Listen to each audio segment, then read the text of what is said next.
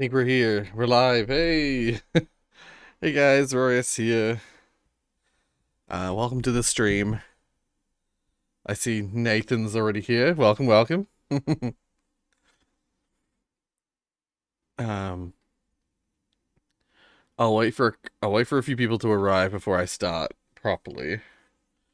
Um I was thinking about playing We Love Katamari as just like a background game because I was planning on playing it in my own time yesterday. And I was like, oh, I'll just jump into a bit of this as we go. But I have been also playing Blueprints in my spare time, so I could play that instead while we wait. Yeah. I don't know. Until people arrive and start chatting in the chat. I'll hold off talking about the message, the point of this stream. I looked at the stream countdown timer and your thumbnail face suddenly started to look ominous. Nice. Yeah. It's that face is just the like face that I did for thumbnails, but just it's just as fun. Yeah. But yeah. So for now, Katamari would be more just like mindless fun. And I haven't actually played this one before. And I'd put it in the thumbnail. So maybe we just play it. Well, I'll just start this up. And we'll wait for some people to arrive. Wait for more people to arrive.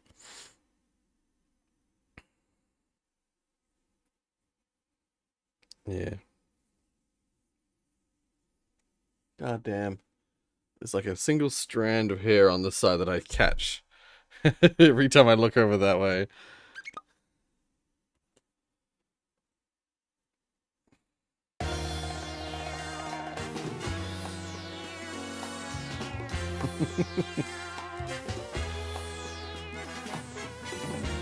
I was reminded of this game because I was watching Smosh, and just like yesterday or today, no, yesterday. It's at least yesterday or the day before. Spencer from Smosh showed Angela from Smosh this game.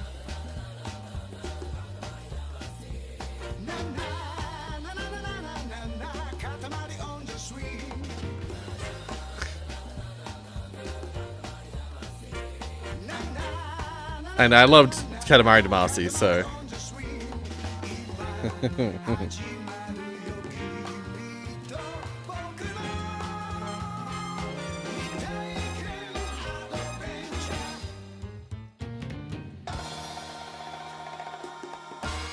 Thank you. Nice. Okay.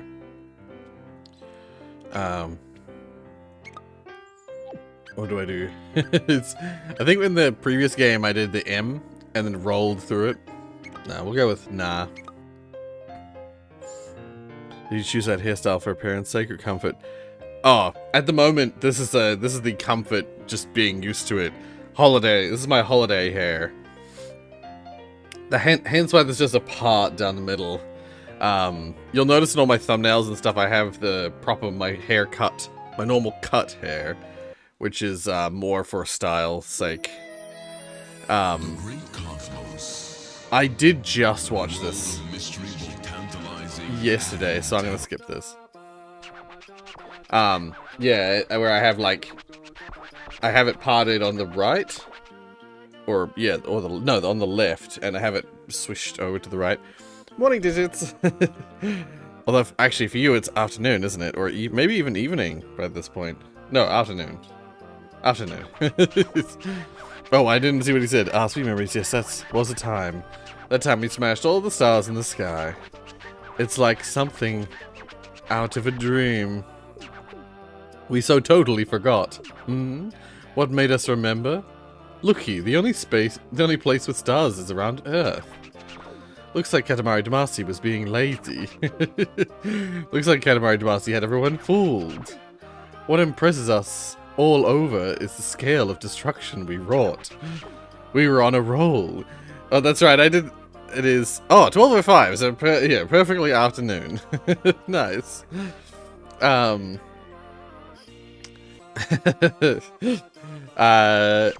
Yeah, so...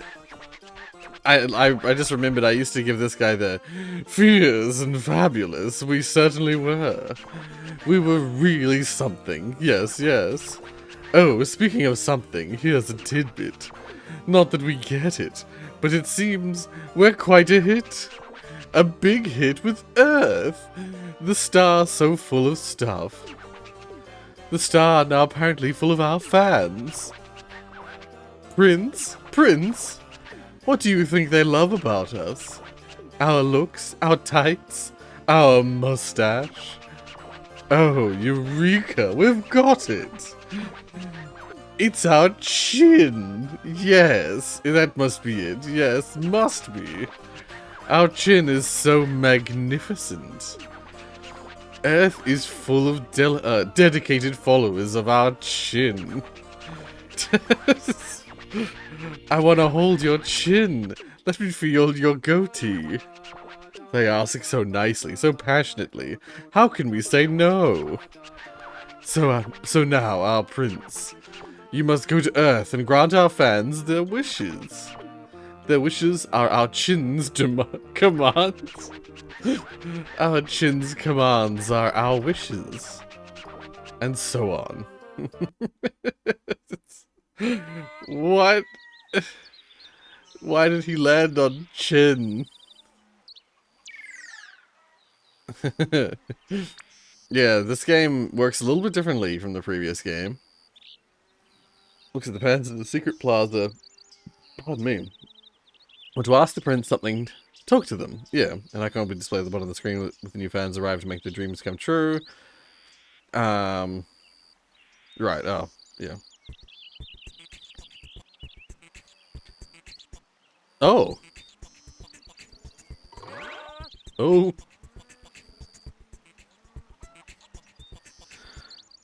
When the prince moves, it makes music.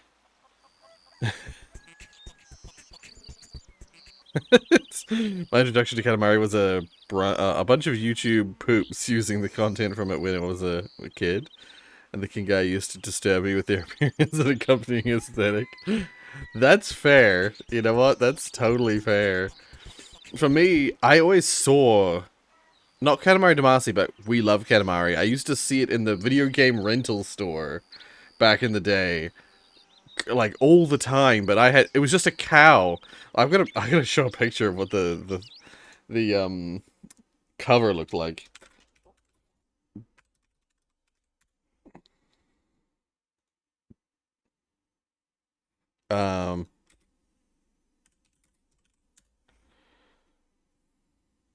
Or was it not We Love Katamari? Was it one of the other ones? Shit, was it Damacy? Damacy. Oh crap, it was Damacy, my bad.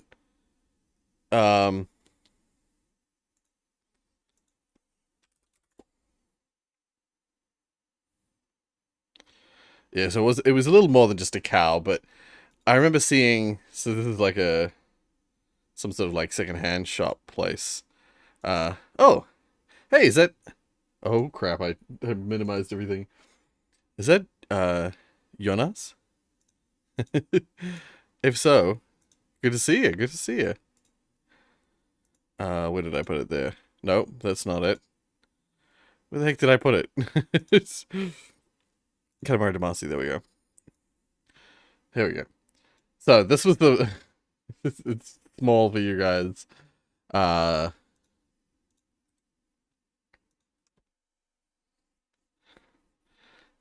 did my name right for some reason. Yeah, I don't know why, I just decided I'd say it properly.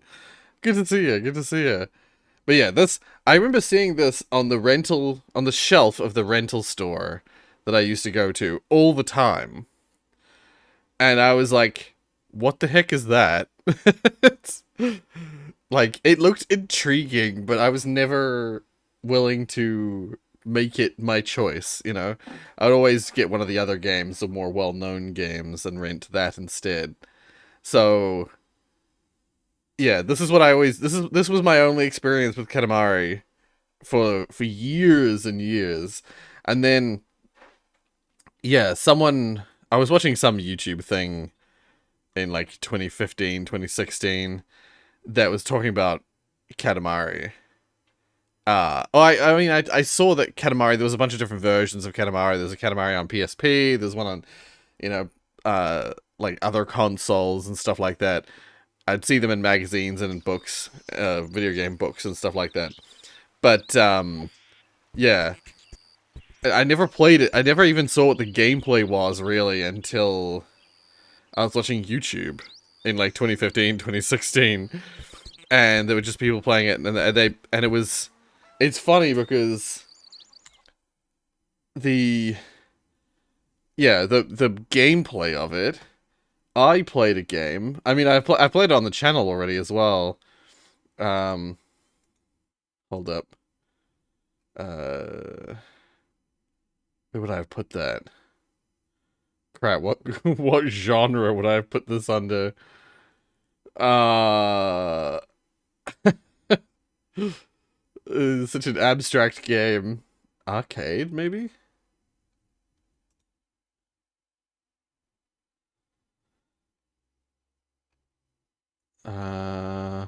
Yeah. I played this in 2011, shortly before Portal 2 came out. This game was part of the Potato Sack pack for Portal 2. Games that had Portal 2, like, hidden content added, or you needed to play them in order to unlock progressions on the ARG. Oh, hey, I didn't see you, Buffers. I missed you underneath, Jonas's, comments, chats. How you doing? Good to see you. Yeah, and this game is basically Katamari Damacy, or Katamari. Very similar gameplay in Wonderful End of the World.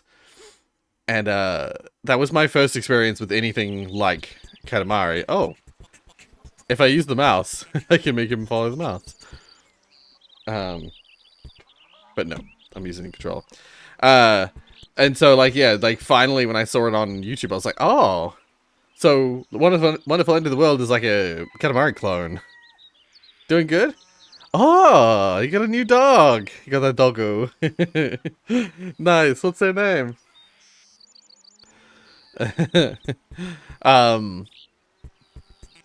Yeah, so my first experience with Katamari Damacy was a clone of Katamari called Wonderful End of the World. Oh, I forgot. How do I do this? Nice to meet you. Your Highness. Nice to meet you, Your Highness. Katamari Damacy is fun. Or it was fun. I think it must have been fun. I'm sorry, I've forgotten. I have completely forgotten how to roll the Katamari. I know I'm a goof, but I know Katamari Damacy. Help me remember, please. Sure. Bear? Nice. That's because they're like a big teddy bear, really cuddly. Aw, that's really cute. I'm so glad. I'm so glad to hear that for you. Alrighty, let's leave our fans on Earth to the Prince. Now, where shall we go and play? Oh, the Prince. What do you want with us? What? Oh, you forgot. Forgot how to roll the Katamari, how to enjoy the Katamari. The meaning of life, of course you forgot. It's the things you can't forget that make you hurt. It may be better to not dredge things up. Your Highness is cool. Cool. No, it's important to remember. No, it's crucial to remember, yes. Well, oh, we'll just try and think back, yes. Oh, dear. Despite them being only 10 months, they're really huge. Ah, yeah, nice. Friends that forgot all about Katamari Damacy, or friends playing their very first game of Katamari Damacy. For all friends, old and new, the Prince will roll their piece. What was it? So what is a Katamari? Their place. What could a Katamari be? What does it taste like? Does it have a point? Why roll? Why make it bigger? So many opinions and schools of thought. But let's just try it first, yes?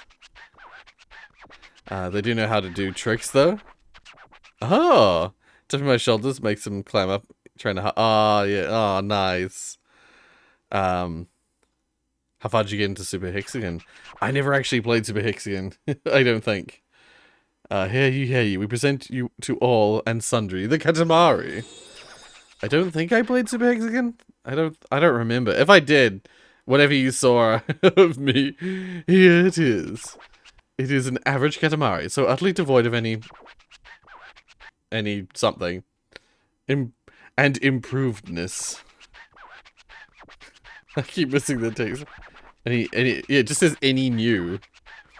Take this standard Katamari and roll it firmly with both hands. Yeah. Yep. I actually remember it very well.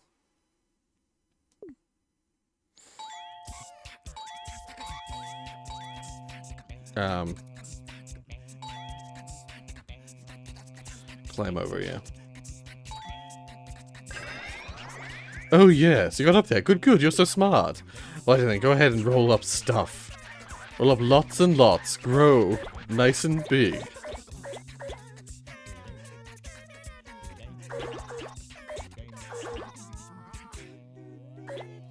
The freaking music. I love the music. Yeah, I'm curious actually to see what the music's like in this game, because I've only heard Katamari Damacy.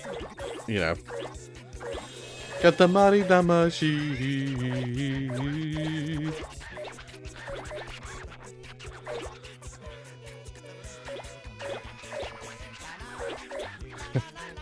Na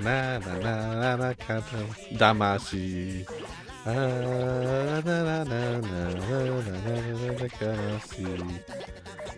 Wait, what's he telling me to try? Overcome the wall? Okay.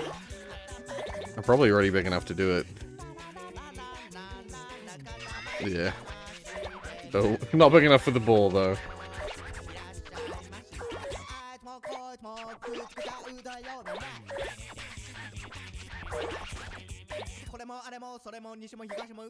Alright, yep.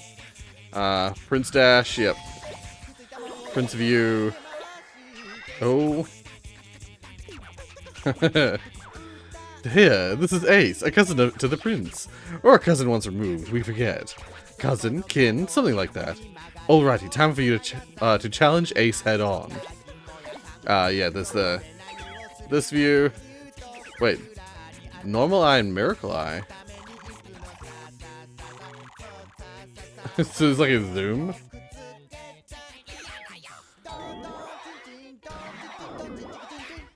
Okay. That's changed a little bit since the previous game.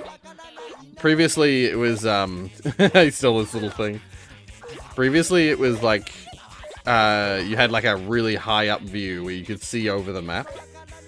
And I think you can still achieve that, but... Oh my god. Wait, can I grab him? Yeah. Previously, it was like, yeah, it was like a full zoom out or nothing. There was no, like, settings for zooming in and out. Oh, shit. I just realized I've been so focused on the game, I haven't been looking at chat. My bad. What's new, right? I know I'm supposed to just roll up Ace, but I wanted to kind of roll everything up. He rolls away. That's funny. He's like, ah! He sees me coming and he's rushes away. Oh, is he following behind? Wait, where is he? Okay, there. Oh, God. Come on, there. Oh, come on. Dang it. Stop running. Get back here. There we go. Fabulous, you're pretty good. Anyway, let's go back. Royal Rainbow. Okay. Saw Super Hexagon in my Steam library. I was gonna say, I'm pretty. Yeah, I was pretty I was pretty sure I had it. I have so many games. I don't know that I've ever played it. What if I go on tomorrow and the music starts to play? I would freak the hell out. Oh wait, dang it! I can't see what it said. Something about Katamari Damacy. Honestly, this is not what we were thinking of, but it looks kind of fun. It's a kind of sort of fun game. We are a little touched. So big and just from a training run. An unbelievable size. Astonishing, really. Very and truly fabulous. Oh, and it's Cousin Ace. What were you doing on Earth? You were at the tutorial stage? We have no idea what you're talking about. Strange fantasy cousins. Katamari feels strange-ish. Not that we understand if that's a good thing or not. Oh wow, I remembered everything. Really, everything this time. It's totally the best Katamari Damacy. Your Highness, thank you so much. This Katamari is just a token of my thanks. I'd like to offer it to you. Oh really? You're giving it to us? Seriously? Fabulous. Thank you, we're so pleased. What should we do with it? Oh, we can pop it up into the cosmos. Yes, that's what we'll do.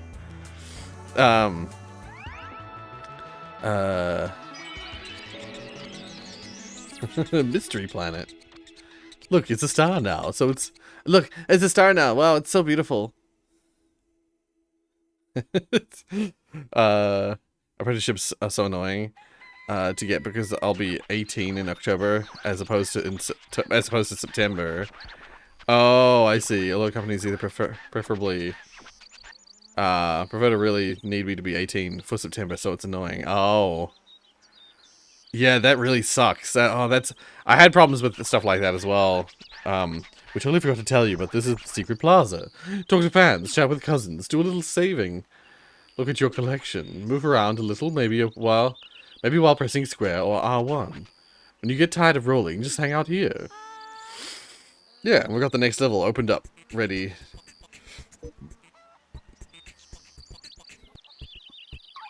Yeah, and you can switch between the prince and other characters, other cousins, just like in the first game. Yeah, I had problems with stuff like that as well, where it's like, because I was really young for my year level, so I was still, when I started university, I was still 17. I didn't turn 18 until after I started university. And so, you know, for me, that caused some problems. And it continued to cause problems for later, like after uni as well. Or towards the end of uni as well. But you saw your announcement on the stuff to play, I'm pretty sure. I don't need to repeat The Walking Dead over and over though, yeah. No, okay, so, since we have a few people here, what I'll do is, and we've played the tutorial of this, I'll talk about the suggestions thing I wanted to talk about. Oh god. This one, yeah. Okay, so, we've got this new form, right? Okay, I'll make sure that it still looks okay. Oh, so bright. Unfortunately, I can't make this darker. Well, I probably could if I changed the color of the... No, actually, the background this background color is always the same, like, level of brightness. And there's no dark mode option, unfortunately. But yeah, so as you'll see in the description of this stream, you'll see that there's a link to this. I've just changed it so it no longer shows my email address, because I wasn't going to be able to show you guys how this works or what it looks like.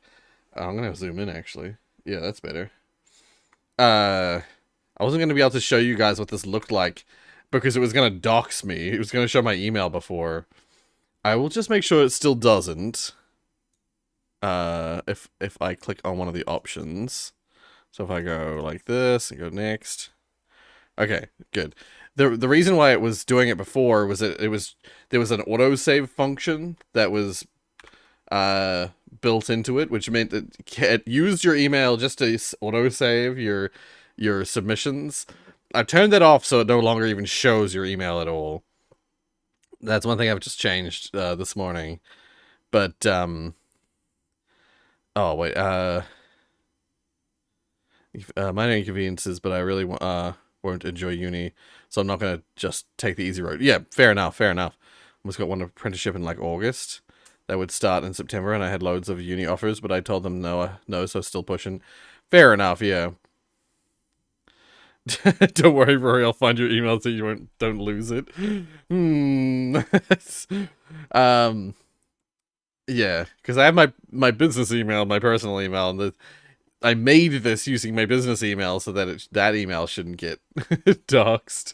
Like that email's fine, but my personal email. I mean, you can definitely find my personal email. My personal email is out there, and I'm sure there are some streams that I've forgotten to go back and delete it from when I've accidentally doxed myself.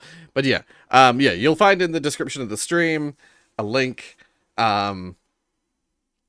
Basically, and on the Discord, wait, if I on F11, I have Discord still open. In the suggestions section, I've changed it from game suggestions to just suggestions, because you can suggest anything in this forum. Well, you should be able to suggest basically anything in this forum. Yes, boss. Yeah, so what I'd like to just quickly go through like an example, for instance. You can either choose video, stream, or other. If you choose other, for instance, it takes you to just an explain, which I thought was a long answer form, but I might have to change that. It might be a short answer form, like Catalin was saying before. Oh, yeah, there we go. But yeah, you can, if you choose video or stream, it'll ask you like what kind of video, and then give a short description. I wanted these to be short. I didn't want these to be too long. I was already talking with Catalin about the fact that these don't allow you to have a huge answer. They're quite it limits you to a shorter answer, and I kind of want to keep it that way because I don't want this to be like a pitch or like I don't want these to be text dumps full of like, do this and then this and then this and then this. I just want short little like explanations as to what exactly, like what kind of thing you want, and then I'll decide further from that whether I continue with it. So for example, like I want Rorius to make a video. I want it to be a Reddit review, read r/, I don't even know what it is. Am I the asshole? Something like that. Or is it IVA? Is it Ita? My suggestion really good. You need to do mine. What's your suggestion? These are all anonymous, so I don't know.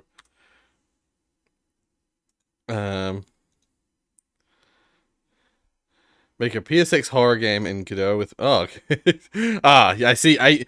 No, you've made it non-anonymous by putting your name. Actually, I did mean to actually say that. If you really want me to know who it is that's making the suggestion, feel free to put your name in here. This is Rory. And then blah, blah, blah. But also, you know, like if you want it to be a stream, there's a few less options for streams because I'm not going to be doing a cooking stream or something like that.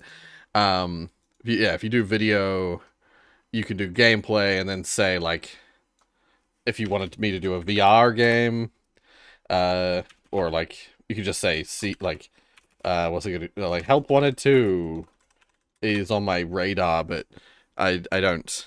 I when I looked at the list of like people who have submitted answers, I was like, oh yeah, I know who that is. I know who most of you are who have submitted something.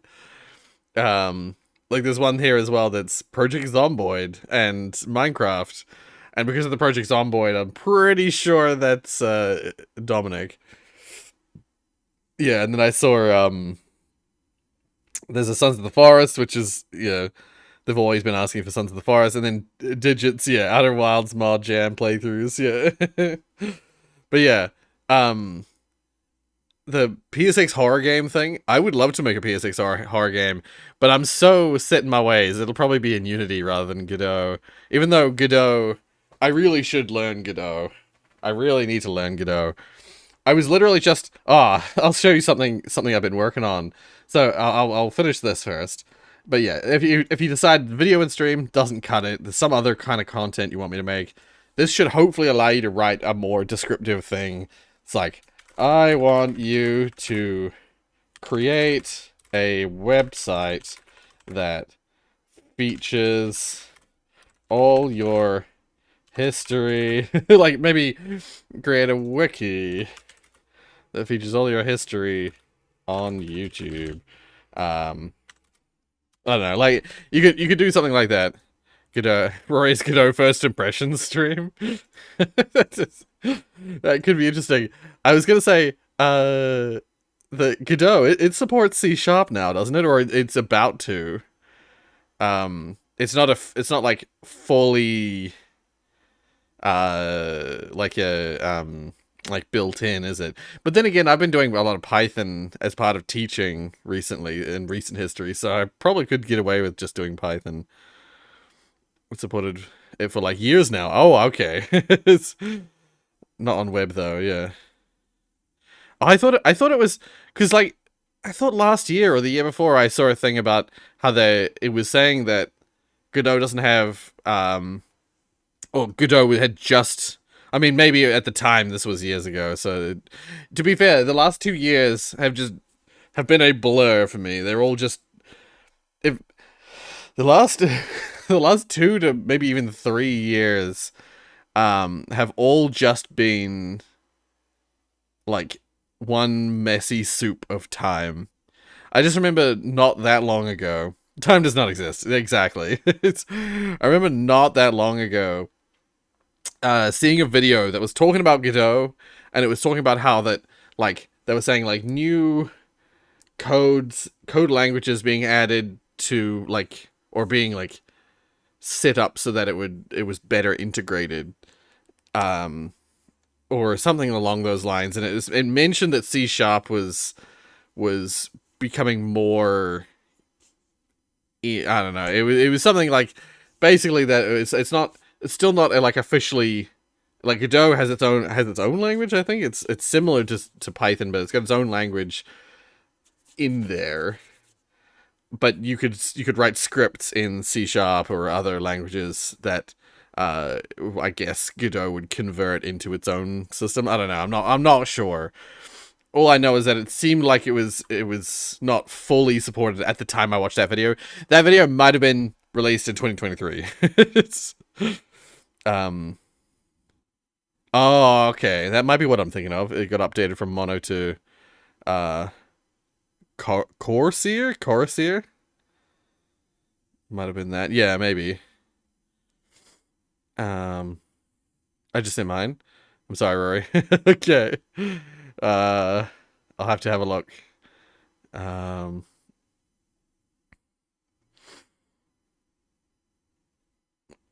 GD script works way better. Yeah, okay. Um I need to put my apprenticeship ASAP because my internet's so buns. Holy guacamole, I need to get out.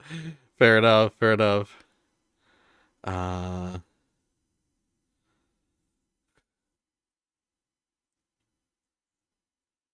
yeah.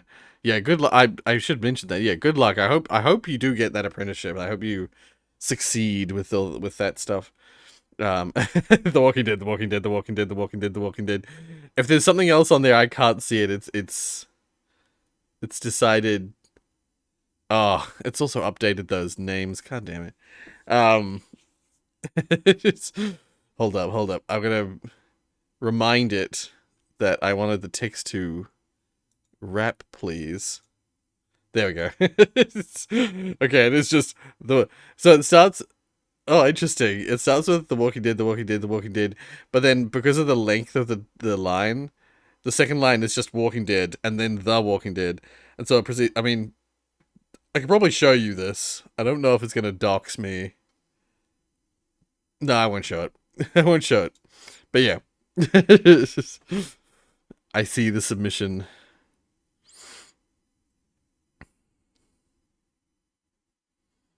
Um,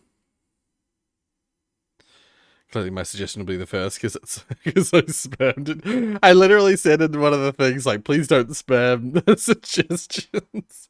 But I meant like sending multiple, like sending just like 10 plus submissions.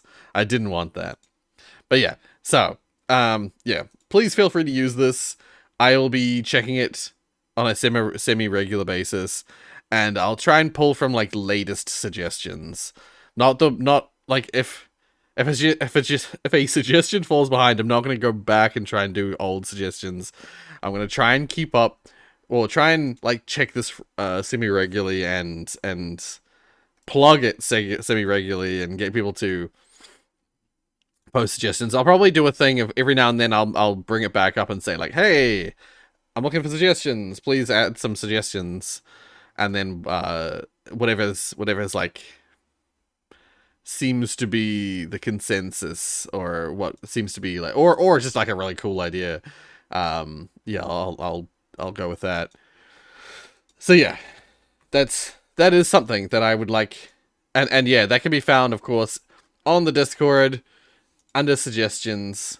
It's just there. It's just linked there, and that's also why I put it here, and I've disabled adding new messages to this because yeah, I want people to be able to just immediately see this as soon as they go to suggestions. They can do this.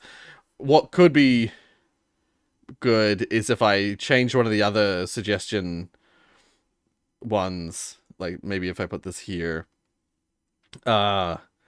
change it so that there's another call, like another chat that you could send stuff to instead.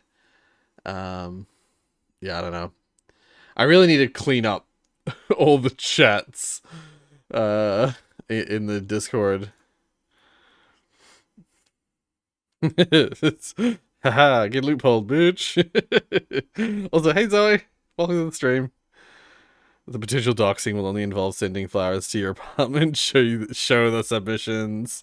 That's okay. Oh, it's actually I thought a ton more came through, but no, it's just The Walking Dead. Okay, well, yeah, here it is. Wait, what is it? I forgot that there's an other option in the what kind. So this is how it looks on here. I kind of accidentally named these two things exactly, well, these two columns exactly the same, so it's unhappy with me. But games with chat, Zoe Doe. Oiled up twerking, me. But I don't know who you are. Yeah, PS6 horror, pretty zomboid. And someone posted nothing. I don't know what that means, but that's rude. That's so rude. Yeah. I think servers are better with like 3 chattable channels. Yeah. Wait. Your girlfriend got, I'm assuming BTS as in the band tickets? Fair enough. But yeah, so that's that. I shall consult that. I'm going to close this now. I shall leaked. His first initial is R. Yeah. I mean, if you want suggestions centralized, you should probably just archive all these chats and just have the link. I could, but the problem is digging through chats. It's just a lot. It's one of those things where it's like, unless I write it down like during the stream, or like do something like that, or you guys post it immediately. But even then, posting it in the Discord, like I'll see it in there and I'll be like, oh yeah, okay. And unless I immediately write it down or yeah, do something, it's I forget it. Or what it's more, what the reason I actually did it more so than just like having an archive of stuff is that I want, because like sometimes people will say, oh, I want you to play this or do this thing, but then like months will go by, years will go by, and I haven't managed to do it yet. for whatever reason. But usually because I just don't have the time to do everything. I can't do everything. Not that now that I don't do 2 videos a day, and even then when I was doing 2 videos a day, I still couldn't do everything. Um uh because of that, I yeah, sometimes things fall from fall away and I don't play them for months. And I've come to realize sometimes when I don't play something for months, people lose interest in seeing that thing. And so just having like an archive of suggestions doesn't really work because unless people stay wanting that thing, like some people have continued to remind me of games, and those games are fine. Those are in my memory because of how much they've been suggested. But like, there's a lot of stuff that's just like, you know, people haven't talked about it for years, or I haven't seen anyone do a video on YouTube on it in years. And continue the Crash saga. I've only got one Crash game left, other than the like DS ones and stuff like that. But I don't have any of those games. I literally have one Crash game left to play, and it's Crash Nitro Kart. I've played every other Crash game on the channel. Yeah. So like seeing as an example, seeing that Digits is still interested in seeing the Outer Wilds, the Jam stuff, like that's good because I still have Outer Wilds in my list of things that I want to play, and it was there because of those Jam mods. Yeah, like that tells me, yep, okay, Digits is still interested in seeing that. I will keep that as something that I might play in the near future because that is something I want to do as well. It also helps if I want to do it. That's another big factor. Damn, there's a lot of Walking Dead. Clearly, most people want that. Yeah. No, it's just again a couple of things I played. I won't name any names, name any games, but there are a couple of games I've played in recent times that, like, in the past or past versions of them, not Crash. Crash always does well. So yeah, that's why Crash has continued to be on my radar. But there was something I played at the end of last year. I can't remember what it is now. Now that I'm thinking about it, I can't remember what the hell it was. That like normally that kind of game would normally do well on the channel, but it didn't do super well this last time, and I'm wondering if people have just like lost interest in those kind of games. So that's why I want to make a proper like suggest what you want right now. What's the next thing you want to see from me, rather than like down the line. Play the first 5 Crash games with me. Trust. Also, yeah. Yes, BTS K-pop people. It's £300 a ticket. Oh my god. £300. Holy shit. It's not resale, it's normal price. And for sitting, not golden circle or whatever. Dang. Jesus Christ. Rory, play the Avatar game? Are you streaming GTA 6? Oh, of course. I'll definitely play GTA 6 when that comes out. Whenever that comes out, I'll probably try and play it as soon as possible. I do have a PS5, so yep. Yeah, I'll probably do at least a couple videos. Oh, what I'll probably do is I'll probably do a single like long-ish video of my first impressions with GTA 6, because the GTA games are hard to play for me because I like to listen to the music in the radio, in the car radios. So that's why I've never really played GTA on the channel, is that I like to listen to the music. Like for me, GTA, half the reason I play GTA is for the radio channels. It also helps that me and Rory play the same games. Yeah, I was mentioning at the start of the stream, I've been playing Blueprints, which I know you'd probably really enjoy as well, Digits. And I've got, have I added it to here? No. I just recently acquired, that'll be under R. R? Yeah, I just got The Root Trees Are Dead. It was on some sale recently, and yeah, I know I'm gonna like this game. And I've got the like, is it the what is it? The seance? How do you spell seance? um,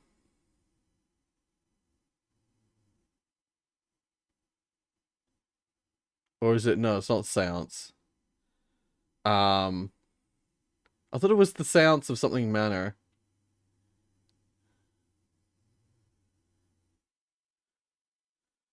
I can't see it. I have too many. Oh no, that's. I'm pretty sure I got a game that was like, or did I not buy it? Oh, I'm literally on the store page for it now. It is the Seance. Oh, I don't own it. I don't own it yet, but it's on sale. The Seance of Blake Manor is another one that I'm like, oh, I've got to play this. um, I decided I'd play Blueprints in my own time. And I'm glad I did because I don't think this game would stream that well. There's a lot of like sitting and thinking, and like the same kind of repeated actions.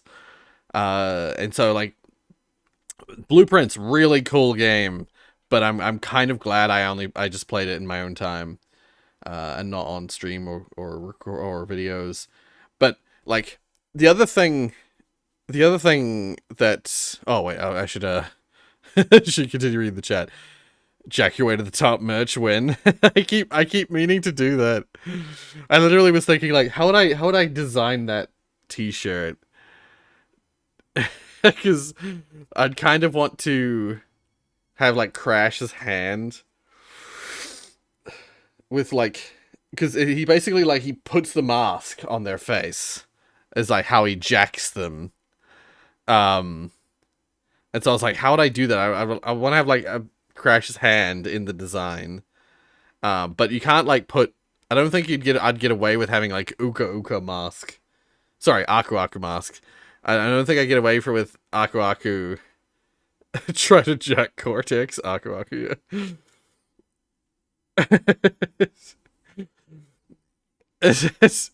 You had to be there.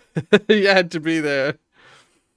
Um, yeah. So just to explain for those who weren't there at the Crash stream, in the PS2 era Crash games, the late PS2 era Crash games, with Crash of the Titans and Mind Over Mutant, they had this concept of Crash like taking over or controlling these monsters to like ride them, to like to possess, quote unquote, possess them and take control of them.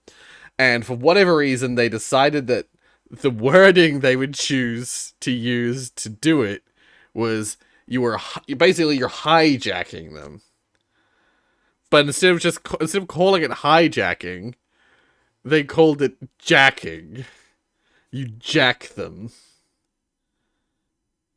So yeah, they frequently talks about jacking like this, that, and the next thing. Oh, hey Zach, I just saw your messages. 9 viewers, 3 likes. It should be 9 viewers, 9 likes. Yeah, it talks about jacking the enemies all the time. Good cover up story, bro. I don't believe it. Literally, the reason that jack your way to the top is even mentioned is because that is a line from the game. At some point, I think it was a level name. It was something like that. It was literally called "Jack Your Way to the Top," and I laughed so hard at, at that. We're not gonna talk about the guy who really liked Crash hitting him. Oh god, yeah. In Mind of a Mutant, there was that one NPC who really liked it when we hit him. Every time we hit him, he would be like, he'd make weird like positive responses, and I just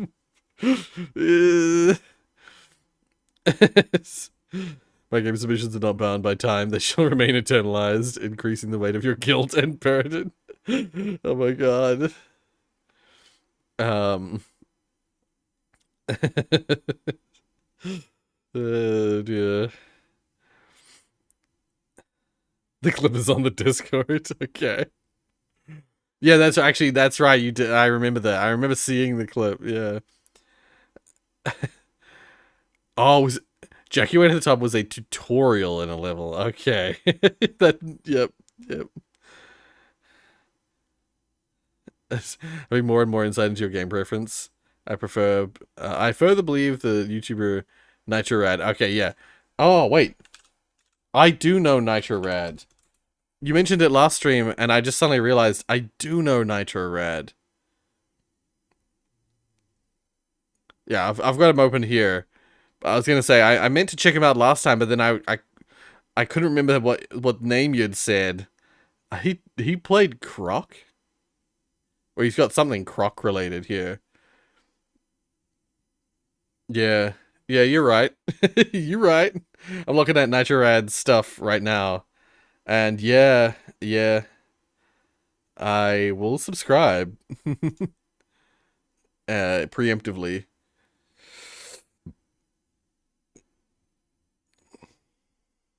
But he doesn't do a lot of videos, but maybe he does just like video essays.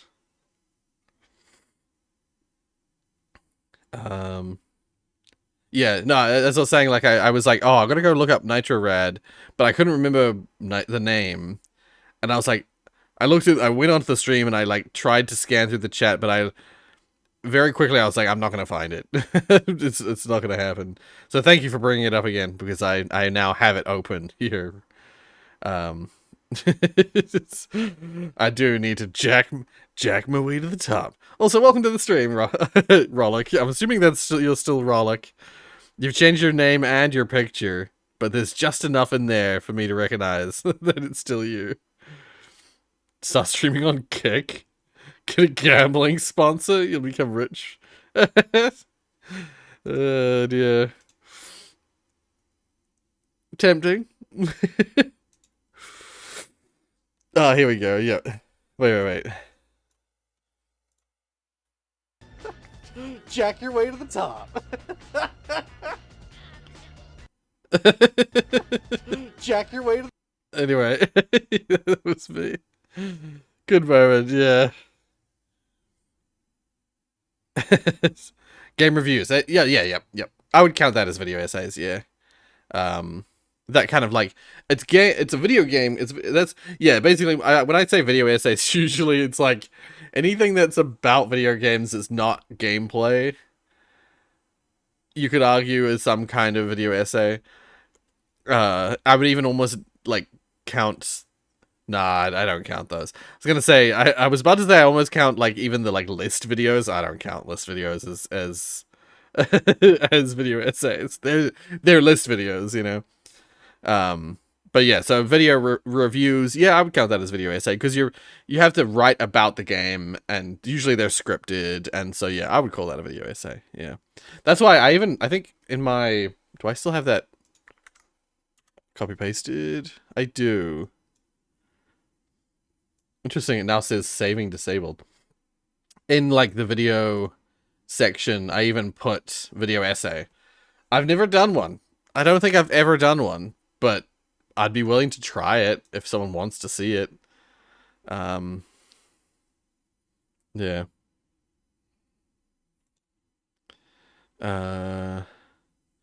Right when I'm 18, I'm immediately starting a kick gamble stream, and I'm gonna become rich and famous. I wish you the best of luck, honestly. Cause I just don't want to promote gambling. That's the thing. I could sell my soul in many different ways to get a chance at being rich and famous, but I don't want to do that. I only changed my username a while ago, and I hope at least some of the people who know me won't find this. Fair enough. No clip of the tutorial part, but if I recall, it said jack your way to the top of the food chain. Yes, that sounds familiar. Yeah, jack your way to the top of the food chain, because you started with most of the levels in that game. I mean, all the levels. I think you start with nothing, controlled. So you have to start by getting one of the weaker guys, controlling him, then using him to defeat one of the next, guys along the line, and then switching to them. And then, yeah, Crash of the Titan, there was no storing Titans, so you had to be on one or on another. You couldn't have, like, them, like, in a queue. So you literally had to jack your way to the top.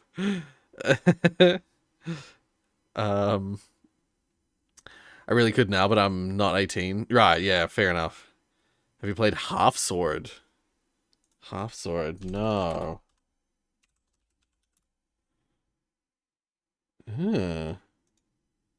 Immersive physics-based medieval. Oh god.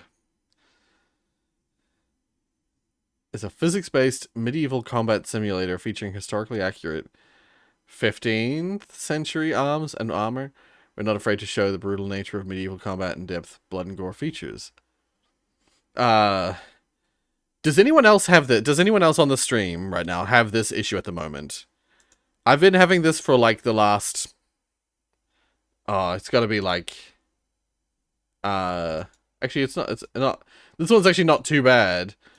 But, in the last, like, year or so, Steam loads super slowly. Like, if I go onto Steam, I go onto the store. Like, this we had opened before, so it's nothing wrong. It doesn't look wrong. But if I go into, like, a random game, I mean, already, you can see how slow it's loading. Like, I have fiber internet. My internet runs super fast. Most websites load instantaneously. But let's say Paper Trail. I've literally never seen this game before. The time it takes to load the images in the carousel. Like the small ones, they don't take too long. But most of the time, the carousel will move on to the next image. Oh, it's not doing it right now. But yeah, it'll move on to like the next image before the previous image even loads. It's actually not doing too bad right now. Right now, this is good.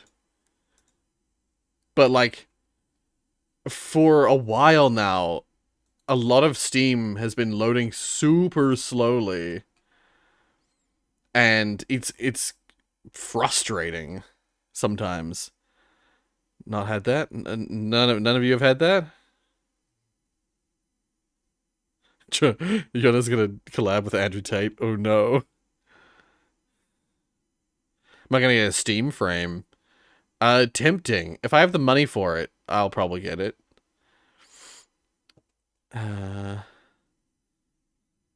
Sell my soul in 3 seconds to get 10k, let alone being rich and famous. Fair. Fair enough, fair enough.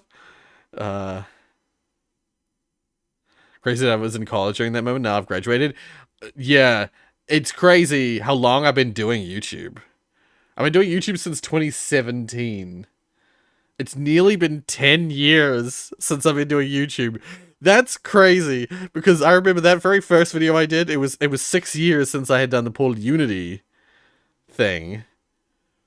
Like and that was like my graduating year of high school. So when I started YouTube, I was 6 years out of school, basically. Or I was in my 6th year out of school.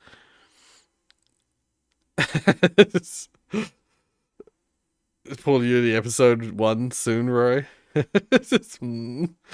But then, yeah, like, from that point to now, it's been 10 years. Nearly 10 years. It'll be 10 years next year, of course.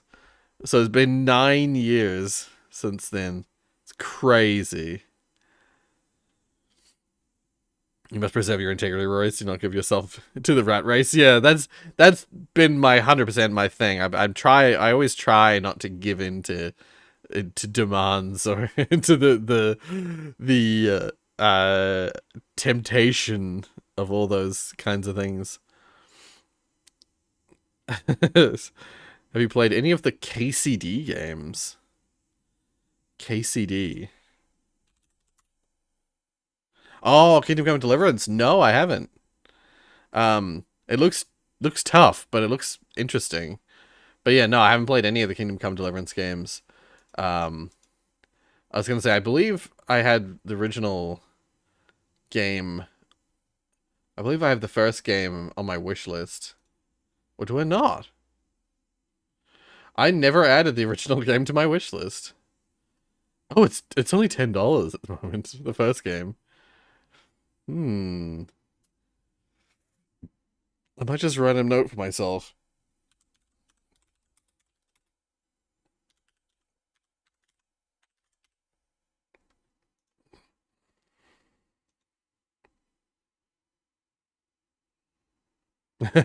$14 behind because of work, but yes, Root Trees Are Dead is great. I also have Science of dot dot dot on my playlist. Blueprints is def on your own time game because it's so much running in circles. Yeah, no, I'm very much glad I played Blueprints in my own time, but I would highly recommend anyone who hasn't played Blueprints give it a try. It's really interesting. If you've ever played the board game Betrayal, like Betrayal at House on Hill or Betrayal, one of the mini Betrayal games, very similar kind of gameplay, a bit more limited in scope for obvious reasons, but there's something to do with Blueprints I actually want to show on the stream. This will give you a hint. This is something I want to show on stream before I forget. So wait, where was I? Where was I?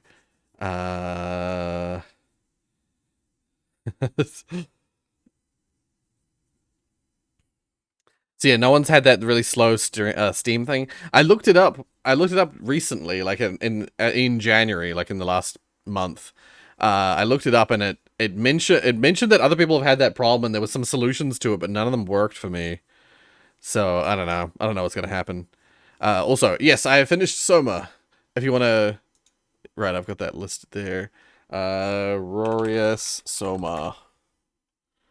Nope, none of them came up. Damn it. Specifically looking for Rorius, please. It came up with Entropy Center? God damn it. I was trying to find a shortcut to just get Soma open on the channel, but it did not work. Soma. People playlist. This is the playlist of Soma. And, yeah. I finished it. It was 12 episodes in total. I forgot any Christmas presents this year, so my presents... So my my parents buy me a frame when it comes out. Oh, I see, I see. By the way, KCD, the most Mafia games made by Czech Studios. Ah. Both the KCD games are the original Czech dub, and Mafia 1 and 2 do too. I knew that Kingdom Come Deliverance was, but I didn't know that the Mafia games were made by Czech Studios. Cool.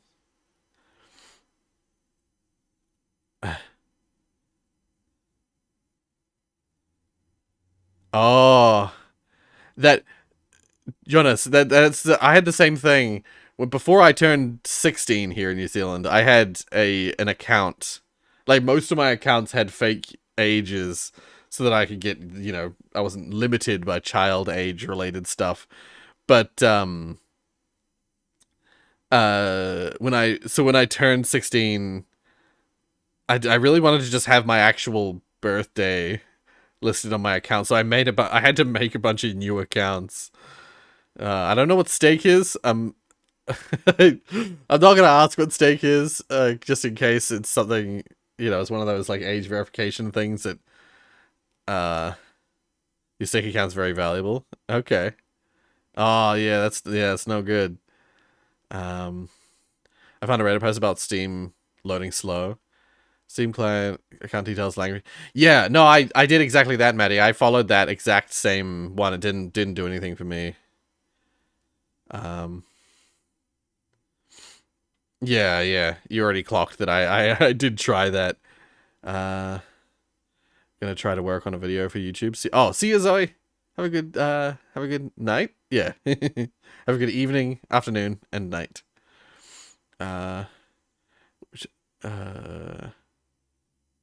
Right. So it's rare to see like a full Czech voiceover Yeah, yeah. Nice, nice. 2K is a chick studio. Oh, okay. I didn't realize that. Too many people in the chat compared to my past experience. Have you been gambling on Kick lately? No, it's just these kind of streams do tend to get more viewers because we're chatting. You know, we're like directly chatting, so it makes sense. Makes sense. Um, and if it isn't real, it's, yeah. I tried playing in English once and had to switch back to Czech. That has way better quotes. Fair and interesting. Very interesting. Steak is gambling. Okay. Interesting. Steak is gambling. I'm pretty sure they have an ad on an F1 car, the slowest one. Ah. With the Steam loading, there was a Valve employee in the comments asking for their Steam ID, so I wonder if they just throttle certain accounts and yours got flagged somehow. Maybe.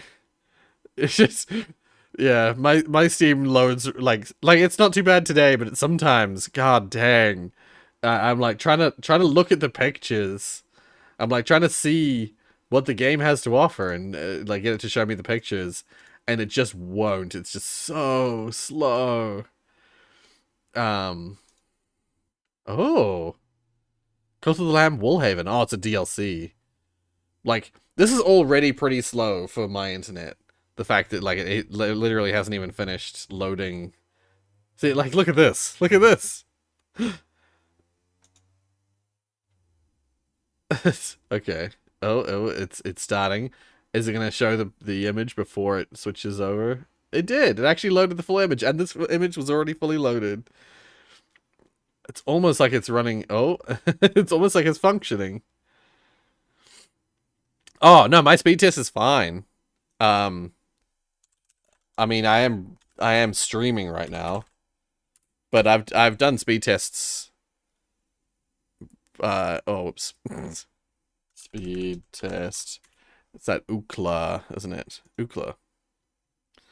Will this dox me? I mean, oh, it'll have my IP, so I won't show it. But I won't show the full picture. Oh no, that's the IP of the other end, isn't it? Wait, I'm gonna look up my IP real quick.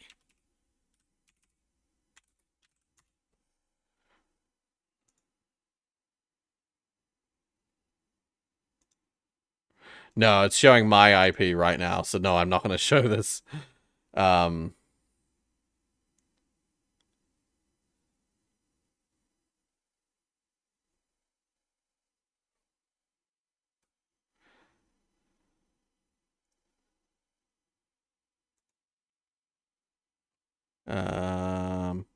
I'm just gonna take a screenshot. Okay, there we go. This is the download and upload speed of my internet right now. And please do note, I am currently streaming, so it's not quite. Usually this usually reaches over 900, and this usually reaches over 400. It's super slow for real. Yeah. Oh, you meant the actual this, not this. So you're making a it's a sarcastic joke about this. We shall email Valve and say stop making Steam so slow. Yeah. It does not reach over 9,000. No, unfortunately not. Yeah, the speed test site had my IP address, so I didn't want to show it. I return to the present. Ah, nice. Welcome to the present, digits. I finally got new Wi-Fi recently. My old Wi-Fi had only like 13. Oh, okay. Yeah, yeah. Yeah, that's much better. That's much better. I've asked the Valve guy about it, and I'll like if he says anything. Okay. Okay. Nice. I'll let you know. I was like, I was a bit confused. My brain. It's early morning, and I didn't sleep well. I was like, if he says anything, let you know. Let you know if he says anything. Thank you. Me trying to determine if the Windows sound I heard was from Work laptop or you, lol. Yeah. No, recently, I have our school uses Microsoft software as its like main system. So like we have to use a software called Teams, and we use Outlook as our email system as part of my school. So the latest version of the Outlook app on my phone makes that same noise, that noise, whenever I get an email on my phone. Annoys the shit out of me. Fuck Teams. Yeah, I hate it. It's awful. I wish we were just using Google. Google systems are just so much nicer. Oh, Gemini thought I was talking to it. I was not.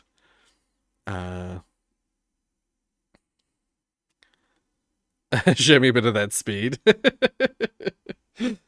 Yeah. If I could, I would do it on a very temporary basis. Just when you need it. Thankfully, we use Slack and not Teams. Nice. That's, yeah. No, I despise Teams. There's so much about it I hate. The presents room where we unwrap gifts. Nice. We do use Outlook though, and yeah, I get that. Yeah, evil sounds. Yeah, because I hear it and I'm on my computer and I'm like, I don't realize for a second my hearing is terrible. You know, my echolocation, my like ability to hear where sounds are coming from is terrible. And it probably will never be better because of the surgery and stuff I had. So when I hear the sound, I'm like, was that my computer or was that my phone? Like I have to like look into it. I can't just intuitively tell. I use Windows 11, which I believe has a different notification sound. I barely know because I usually got them on mute, lol. I think it still has the same sound because my school laptop is a Windows 11. My computer actually can't switch to Windows 11, so I'm on 10 forever on this PC until I upgrade and have to go with whatever I can get my hands on. Now that Windows 11 is like the only option for new computers and stuff like that, I have legit thought about being like, I wonder what it'd be like to install like XP in the modern era, like or 7 or something, just to try it out. There is Linux. I am aware of that. If I'm going with Linux though, I'd try out SteamOS just to see what it's like. Yeah. Isn't Google evil though? They're the lesser of multiple evils. Well, no, they're pretty evil. In terms of like school software, they're the lesser of evils. I know doxing concerns are factual and valid, but I never possessed the knowledge to fully understand why it's a concern to the severity. The IP one isn't such a big deal because I'm not big enough to be like doxed, like to be like attacked via my IP. It's unlikely anyone would use my IP against me, but like doxing, just having my address puts, like, there's a lot of things that you just need to provide your address or your name or like a couple other things. And if you know my address as well as my full name, most people know my full name at this stage. Then, there's just privacy concerns to do with like ID fraud or identity theft or whatever.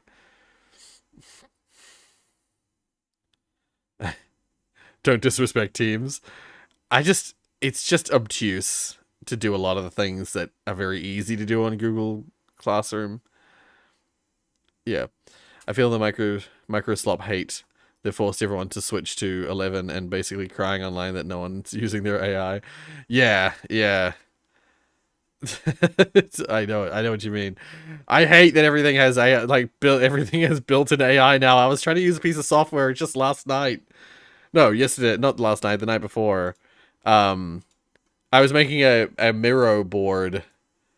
I made a Miro board for blueprints with some like puzzle hints and stuff that I was storing.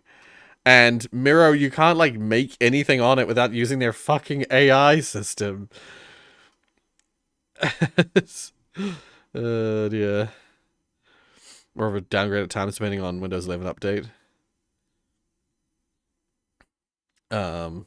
Tiny 11 is what I use. Ah. I'm assuming it's like a Windows 11 modification. Hmm. Yeah, nostalgia, but then none of your software works. Yeah. No, that's exactly why I wouldn't actually do it, but it's tempting. Yeah. I wish that there was a version of like either Linux or Windows that basically replicates that old style but still is functional with modern software. Yeah. What about using the Steam Machine as your new daily PC? Yeah, tempting, honestly. Tempting.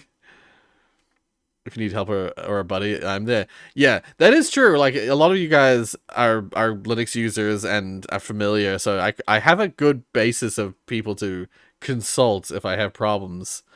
Um, so yeah, no, I'll consider it. I'll consider it if I upgrade my computer anytime soon, such that I can't, you know, that I need a new operating system. Um, I'll definitely consider it.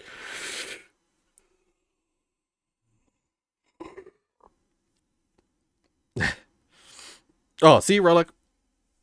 Bye. Um, you just bored just working and doing nothing in life until I find a job. Fair enough. Fair enough. Windows 10's UI was a pinnacle for me. I liked. Yeah, I don't mind 10. 10's fine. I didn't like it at first. I preferred 7, but um 10's fine. There's a few things that are missing. I'm one of the weirdos who actually liked Vista. For me, Vista felt like a really good middle point between XP and 7, because 7 actually lost a bunch of functionality that XP had, but Vista still had it. Like pretty much all the functionality of XP was still in Vista, but it also had a lot of the modern function like features and functions of 7. It still had a lot of the older interfaces that I preferred to the modern versions. Um, yeah, I know for a lot of people Vista did not work very well, but the computer I had worked really well with Vista. I had no problems at all with my Vista laptop. Um, this is why I just use digital notebooks to hold notes for blueprints. Fair enough. Fair enough. Um, go back to say one more thing before actually leaving. Okay. I hate the pale stag. No, but, oh, I know what you're talking about. Yep. Yep. See ya. um, you don't really need help. It's so much easier nowadays. Okay. To be fair, that's the thing. Is like back when I was originally looking into Linux booting stuff, it with like everyone talked about how it's like it's a mission to keep on top of all the things you need to fix all the time. Yeah, but these days it's a lot has changed since then. I've been out of uni for a long time now. Yeah, I've been out of uni for over 10 years now as well. It's crazy. Or yeah, at least dual boot. That is also a consideration. But the only problem with dual boot is that it means you can't utilize your like I have hard drive space issues. um yeah.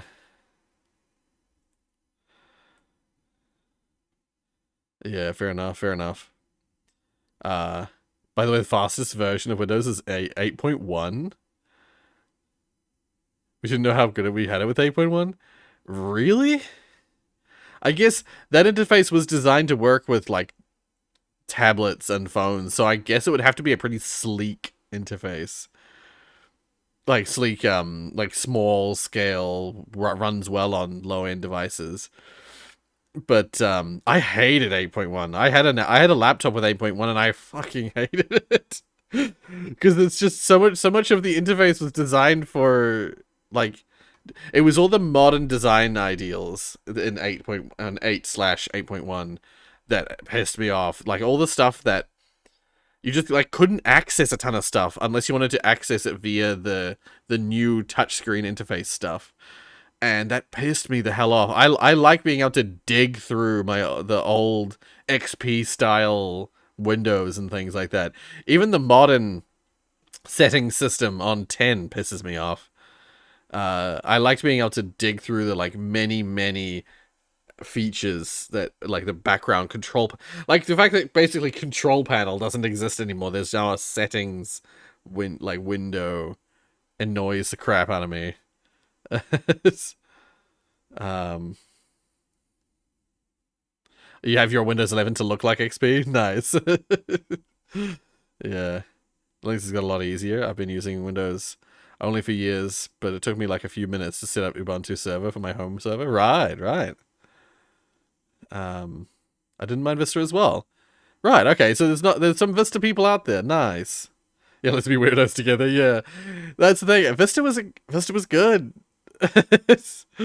Like, at least my experience with Vista was nothing but positive. It had the like sleek new visual design stuff of 7. It had all the like positive stuff of 7, but also still access to all the like power user stuff of XP. So I really liked Vista. And when 7 came out, it felt like they had cleaned up, because Vista was a little bit messy because it was quite bloated, I think, because of that fact. But it was like basically Vista was like a maximalist OS, whereas they sleeked it down and made it much more minimalist in 7. And probably 8, as you say, is like the most minimalist. But I hate all that. I hate it when they hide all the stuff, all the functionality away. Like that was always the thing I complained about with Macs and Apple stuff, is that you can't access half the shit on the device because they hide it away from the user to make it user experience better. But then, like, if you're a power user, if you're someone who wants to do more with your device, you like have no option to do so. It's all hidden away. Yeah, I hated Windows 8. Yeah. I used to love customizing my Windows icons. Can you even do that on 10? I've never actually tried. To be fair, you must be able to, but I used to love installing themes on Windows XP. You prefer Vista to 8? Yeah. Oh, good. I hated 8. Specifically the fact that Windows 10's minimalist core design was streamlined and close to about perfect in what you'd expect in formality rather than subjective preference. Fair enough. Yeah, no, that's fair. That's fair. I liked 10 overall. Like I still use 10 to this day because of the fact, or partly because of the fact that I much prefer its design and its functionality. Apple has legitimately destroyed the technical literacy of the. They have. That is. I've talked about this. I have like my one. Oh, hey! Thank you for renewing your membership. Welcome to the family. Gentlemen, I am but 5 months from the funny. Bow before me. Before the funny, yeah. Holy shit. Yeah, 64 months. Holy crap. That's crazy to think about. I do like the number 64 though. But no, I've talked about this for years now. It's 3 months. Yeah, I agree with Core. It's 5 months from the funny number, not 3 months. Oh my god. You're too old for that, Jonas. But no, I've literally talked about this before. I have a full-on like conspiracy theory level like rant that I've ranted at people about the fact that I don't specifically target Apple usually, but it is Apple. Apple has practically single-handedly destroyed digital literacy, or yeah, as you say, technical literacy, basically by designing their systems the way they have, and by taking so much of the market, in terms of like smartphones, tablets, like device market, a full stack of membership, yeah. By focusing really hard on making the like front end user interface stuff as clean and minimalist as possible, and like hiding so much of what makes a computer behind system interfaces, they have practically single-handedly destroyed tech literacy in the newer generations. Being able to understand computers peaked with the millennial and Gen Z, and modern generations like Gen Alpha and whatever's next like plummeting understanding of computers and technology, because everything's so catered for like ease of use that no one knows what the fuck is going on behind the scenes. Only the actual designers know what's going on behind the surface of most devices. Like, people think of the newest generation as being the most tech savvy. It's not. They are becoming increasingly less tech savvy, because all the systems are designed to just give you exactly what you want without any effort. And so, like, people just ask their phone to get them what they want, or they just open an app and the app does everything for them. They have no need to dig. Like, the amount of times I have to explain, or I have to basically, the amount of time I have to spend with my students getting them to understand what a file is, or what a folder is in their files, or how to access certain things on a regular computer. It's shocking. You'll be shocked how non-literate the modern generations are. Also, don't mean it's function-wise in any way. Just appearance. Right, yeah. Gen Alpha are like boomer level dumb with tech. And they are. It's shocking. Sorry, I fell behind on the chat, and a full stack of membership soon to be too. Yeah, well, you say, yeah, it's not Apple, it's iPads for toddlers, but it's the whole movement that Apple is like spearheaded, that is the idea of like making the interface as usable by anyone as possible. Like, yeah, babies and dogs can use modern interfaces because they've made it so, they stripped away so much of the functionality to leave you with this like super basic, bland, and not customizable at all, like, or very, very little customization. Not so much customization, very, very little, like, modification of interfaces, or of the systems. And so, yeah, people don't know anything about what's going on behind the scenes. Like, yeah, they use an app. Like, so many students, if they use, like, technical software that we have at school, I made someone mad because I said funny 67 instead of 67. Nice. 67, yeah. I like that. Yeah. The amount of students who, sometimes we have to use some pretty technical software as part of our subject.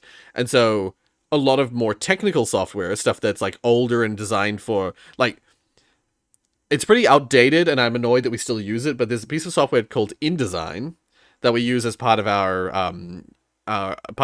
course at year 10, that is basically about designing, like, basically like a mini graphics design standard that we do. And InDesign is, a piece of very specialist software. It's pretty old, so it's like fairly old software. It does not automatically save your work, and it doesn't have any sort of like system. It doesn't have any it doesn't choose a location automatically. It has like default location of saving, which it unfortunately defaults to a part of the computers, but like our computers are Windows 11, and the way that our school computers work is there's a section of the computer that is, that has your OneDrive attached to it, which is like your documents and all those kinds of things, a bunch of folders.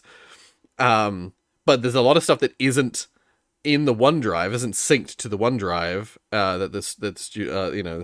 each student has their own OneDrive. There's plenty of folders that are not synced to OneDrive, and the default folder that InDesign uses, I believe, does not default to a folder that's in their OneDrive. So a lot of students will get into InDesign to do their work, to do their assessment work. They'll start working on it. They'll either, first of all, not save their work because they assume everything auto-saves. So they'll do a bunch of work, and then they'll just shut their computer off without even attempting to save it or close it properly. They just like hit the power button on the computer. And then when they come back to the next lesson, it's not saved. They'll either not save it at all, Or if they do have the foresight to save it, they save it to the default location, and then they come back, and the terminal, that, like, because the computers at school are basically like a terminal, the terminal's wiped it, because it does, like, you need to save it in one of the folders that's a OneDrive folder for it to actually save to your account on those computers. It's not ideal, but that's how it works at school. So what's the start button? It's gonna get like that. um, and so the amount of times I have to basically show students how to save their work, and therefore I have to explain like what a folder is, how to access their folders.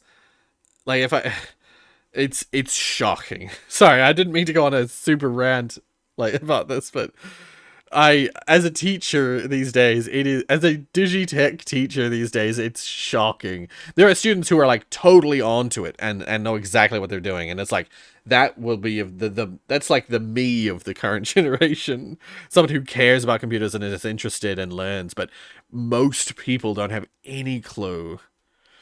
By the way, the supposedly actual final content update for Terraria comes out in a few days.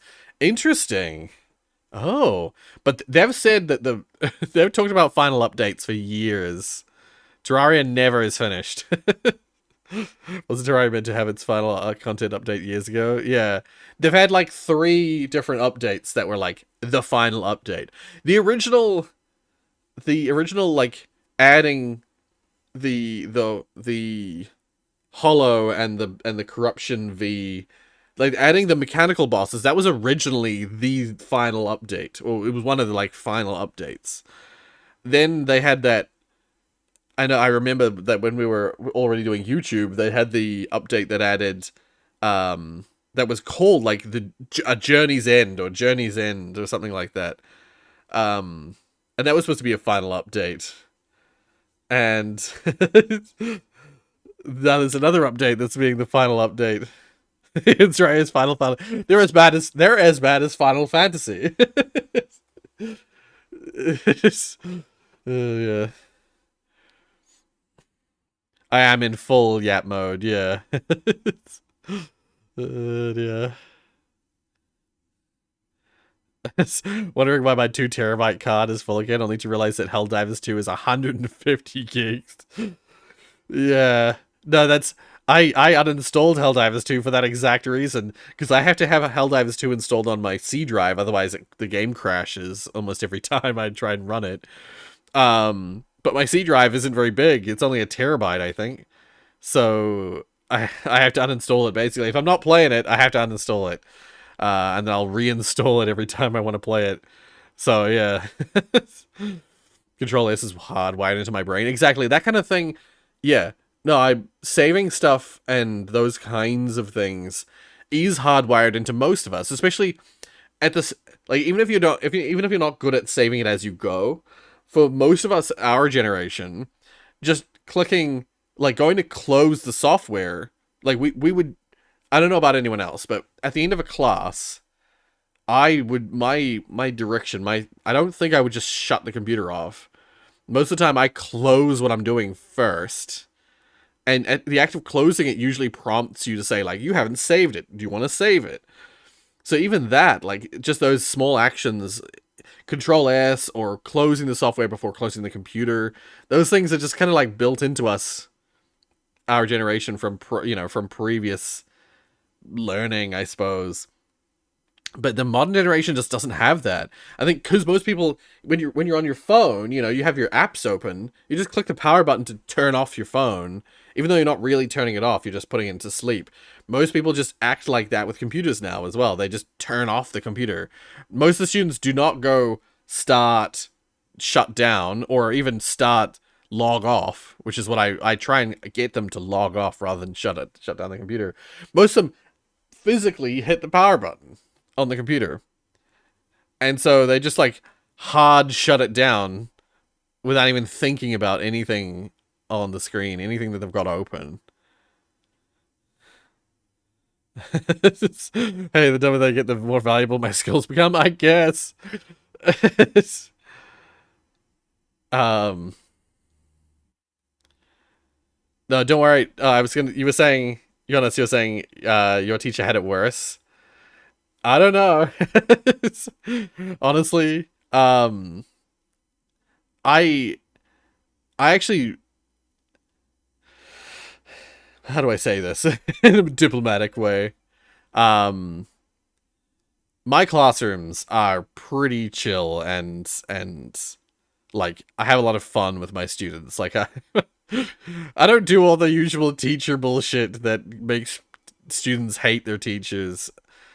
I am most people's favorite teacher because I do not do all that stuff.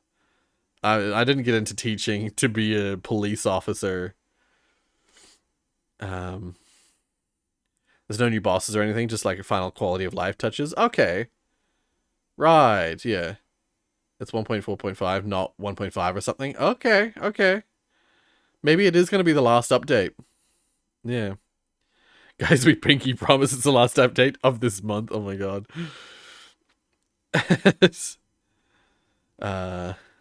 My personal belief is that older generations is less acknowledged in technology in the combined total, and possibly our perspective might be slightly biased based on your connections and spaces. Maybe, maybe. Oh, wait, I missed some chat. Wait. Oh, they fixed it, by the way. Wait.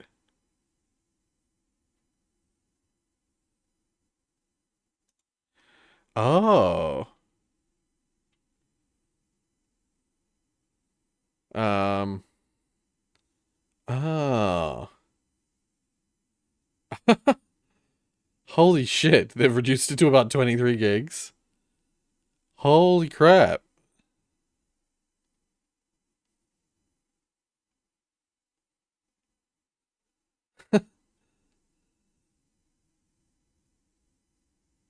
Yeah, they're about to release the... Well, it said that in this thing that says they're about to, but maybe this is a while ago.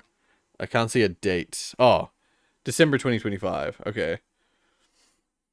Did it say when they're going to do this?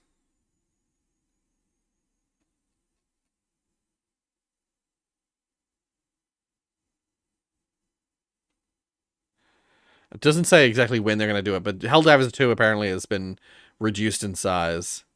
And you can either opt into the slim version, as they call it, or maybe now you can opt into the legacy version if you prefer it. But yeah, they fixed it. That's nice. That's nice. Windows also tends to refuse to shut down if a save dialog is left open. Yeah, that is true. But I've found that most seemingly the if they just hit the power button on the computer, it just shuts down. It does, those computers just shut down. That doesn't seem to stay open for that.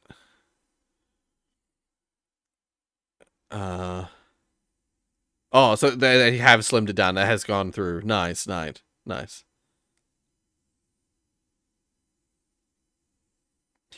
What, your teacher had a worsen behavior way?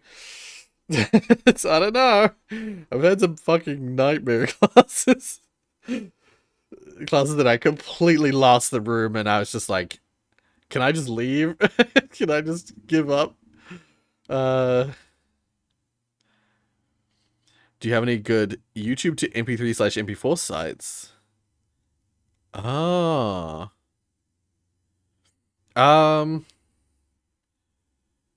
No, I have a piece of software that'll download YouTube videos. What the hell is it called? I've got there's a piece of software I have called 4K Video Downloader that does that. I very rarely use it these days though.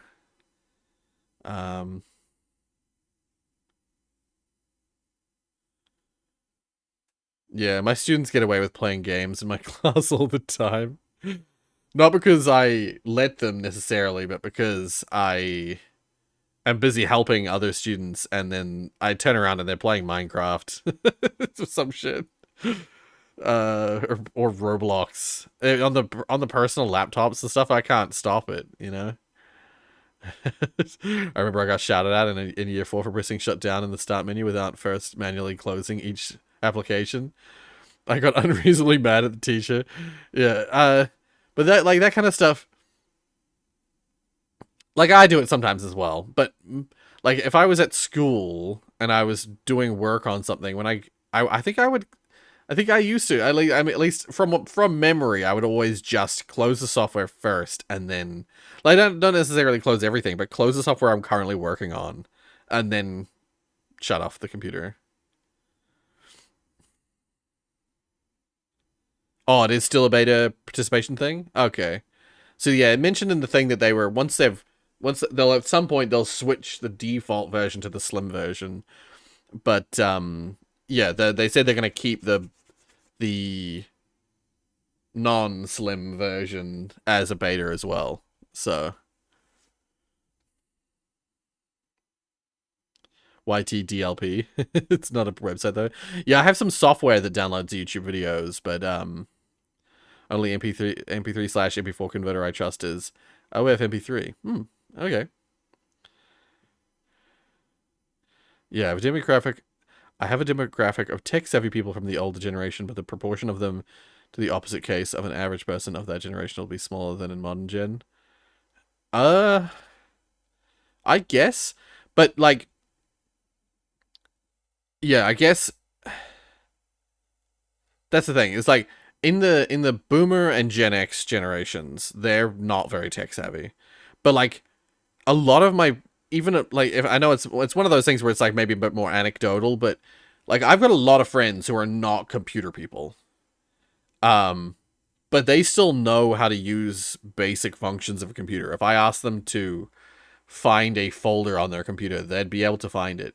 There was a friend of mine who used to get me to download stuff for them because they were not very computer savvy, but they still knew how to like do all sorts of stuff on their computer. They still had very good knowledge of computers. I genuinely do think though that it's just my generation, especially millennial, especially late millennials, early Gen Zs, especially. We just grew up at a time where computers were starting to become like kind of everywhere, but they weren't yet designed to be fully user friendly yet. And so we just, if we wanted to do things, if we wanted to exist and in the modern era, we had to use computers, but they weren't designed for everyone. So we kind of just all had to learn. But these days, yeah, software like modern systems are designed to be so user friendly that like, and it sounds like I'm being negative about user friendliness. You want software to be user friendly, but you want to make sure that you keep that like you want to make sure that people still can access and understand the lower level stuff. And that's why I've frequently thought about it like if I had a child myself in this modern time, I would be tempted to give them a device rather than giving them a device like a tablet or a phone that they can use. I'd actually rather give them a device like a PC, like their own PC, but have either old software installed on it or have like the internet turned off on it by default. Millennial, wrap it up, boomer.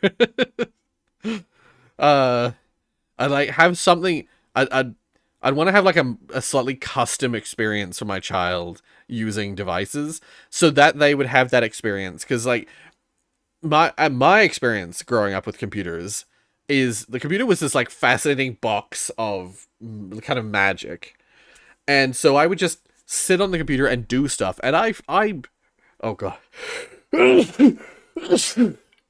pardon me, Jesus Christ, like. I didn't have internet by default. Gonna teach my non-existent kids to install software from disk to play video games. Yeah, like I get so much joy out of installing a video game, of older video games, because they always thank you, because they always had interesting installers, like installing The Sims 1 or installing Command and Conquer or installing like old games had cool installers. The installing of the game was like part of the experience. Um, uh, uh, oh, I see. Yeah. Making me remember when I used to sit at my grandma's yellow computer that barely ran when I was 7 and doing nothing on Club Penguin all day. Yeah, like that's the thing. Like, interestingly, yeah, students are very good at finding the browser and finding websites. That's totally fine because that's still a thing you do on a phone. Like, you have to find the app thing that says internet, you know? And then when you're on the internet, you have to find the things online. People still do that. People still engage with that, like, interaction. And so they're good at that. They're good at finding the website with all the games on it that they can play at school, you know?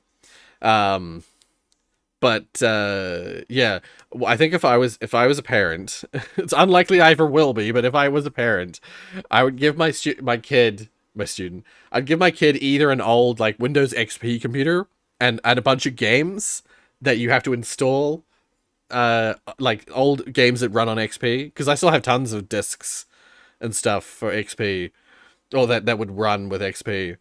Um, and so like they're allowed to do basically whatever they want on this computer. It wouldn't have internet installed by default, or like it's set up by default. They could get it with my permission. But yeah, either have an XP computer or like just a modern computer with no internet access. And give them discs or give them something where they have to interact with the computer in a more hardware oriented fashion, and more like low level oriented fashion, so that they have to have those experiences, and they can have internet if they figure out how to enable it. Yeah, that kind of thing where it's like, give them the challenge. Give the kids the challenge of having to figure out the computer. Because that's what I had. You know, when I was a kid, I had to figure out the computer. I grew up in the era of having to fucking turn on... Like, New Zealand was a little bit behind, so I grew up having to have dial-up internet. So, like, in the early days of us having of our computer, and me using a computer, if I wanted to go on the internet, I had to basically announce it to the entire house that I was, and then it block any phone calls coming into the house if I wanted to use the internet. So if I wanted to like go on ModDB, which existed all that time back, and like download a mod for Half-Life 1, I had to interrupt the internet and spend hours downloading it because my internet was shit. I had to really... There was so much more effort in using a computer, and because of that, I learned how computers work. I learned how to interact with the computer, and they're not teaching that to kids these days. Like I tried to make... I teach a year 7 class, which isn't even a high school class. It's a technically a primary class, but we call it intermediate. And a lot of schools around where my school is they don't have intermediates. They go straight from primary to high school. So there are classes that... But New Zealand law says that year 7 and 8 students need to be taught tech. And so there are a lot of primary schools who come to our high school just for tech classes. And so I teach a year 7 tech class, which would be like, I think that's grade 6 in the US. I think it's how it works. I teach a year 7 class, and I wanted to orient it around using a computer as my subject, as my what I'm teaching them, because that's what, like, in year 7, grade 6, maybe 7. When I was at school, year 7 is when they had the, like, ICT class, which they taught students how to use a computer, because they used to have a subject for that. There used to be a subject called ICT where the students learned how to use a computer at school. And yeah, they learned how to make a Word document and write a letter or whatever. They learned how to make a PowerPoint presentation. They learned how to make a file in a folder, you know, they learned how to use a computer. And I, of course, was kind of bored and like, I want to say acted out, but no, I didn't really act out. I just was like, I did kind of my own thing in that classroom because I already knew how to use a computer. I had already taught myself.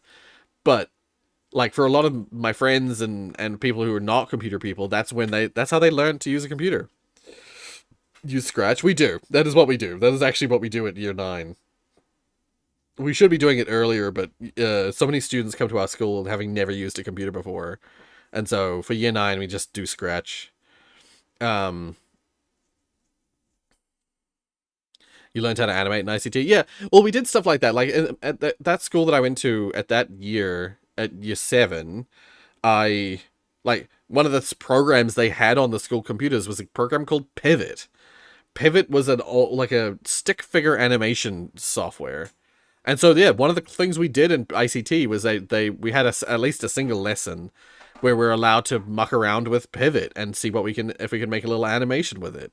Because it was frame by frame stick figure animation. And, oh, you drew them. Oh, interesting. Yeah, and so, like, we did all sorts of interesting little, like, computer things, that year. And, like, I was like, oh, if I'm going to teach a year 7 class, I'll do that. Because so many students don't know how to use a computer. So I'll do that. But then as soon as I started preparing my curriculum to do that, I was told by the head of department that it's like, no, don't do that. No, you should do these other things. Because, I can't remember why. Oh, because it was boring. I think that was their excuse for making me change my curriculum, was that they thought it was boring. That stuff would be boring. And maybe it would be for a lot of the students. But I still think it's such a fundamental skill that I really think we should be teaching it. Yeah. So yeah, anyway.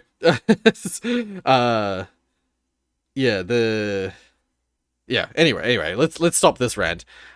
I'm going to return to the concept just for the end of the stream, because I'm going to wrap the stream up in a minute. But, yeah, I was talking earlier about the fact that I've been playing Blueprints in my own time. Well, just because I was curious as if I could just quickly whip something up. This is what I always do. I was talking about this in one of the previous streams, how I, like, whipped up in Unity, I whipped up, like, a very, very small, basic, what the hell's it called? Like, pre-rendered background game, where you're just, like, moving around a set, but it's just, like, literally a pre-rendered background, so, like, everything, all the physics stuff was just invisible, and the whole background was just a pre-rendered scene from Blender, and I just made it so that the player was, like, moving around the pre-rendered background. Well, I think it was literally just yesterday, I was like, I'm gonna make Blueprints, but, like, super basic, like, all just gray box, nothing fancy, and no, like, real smart or intelligent design stuff. But I was like, I'm gonna make a really quick Blueprints concept in Unity.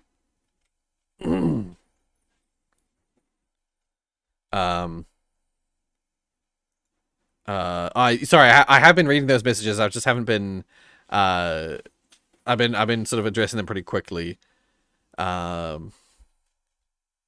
we had exactly that. Right, okay, so yeah, you guys had that ICT.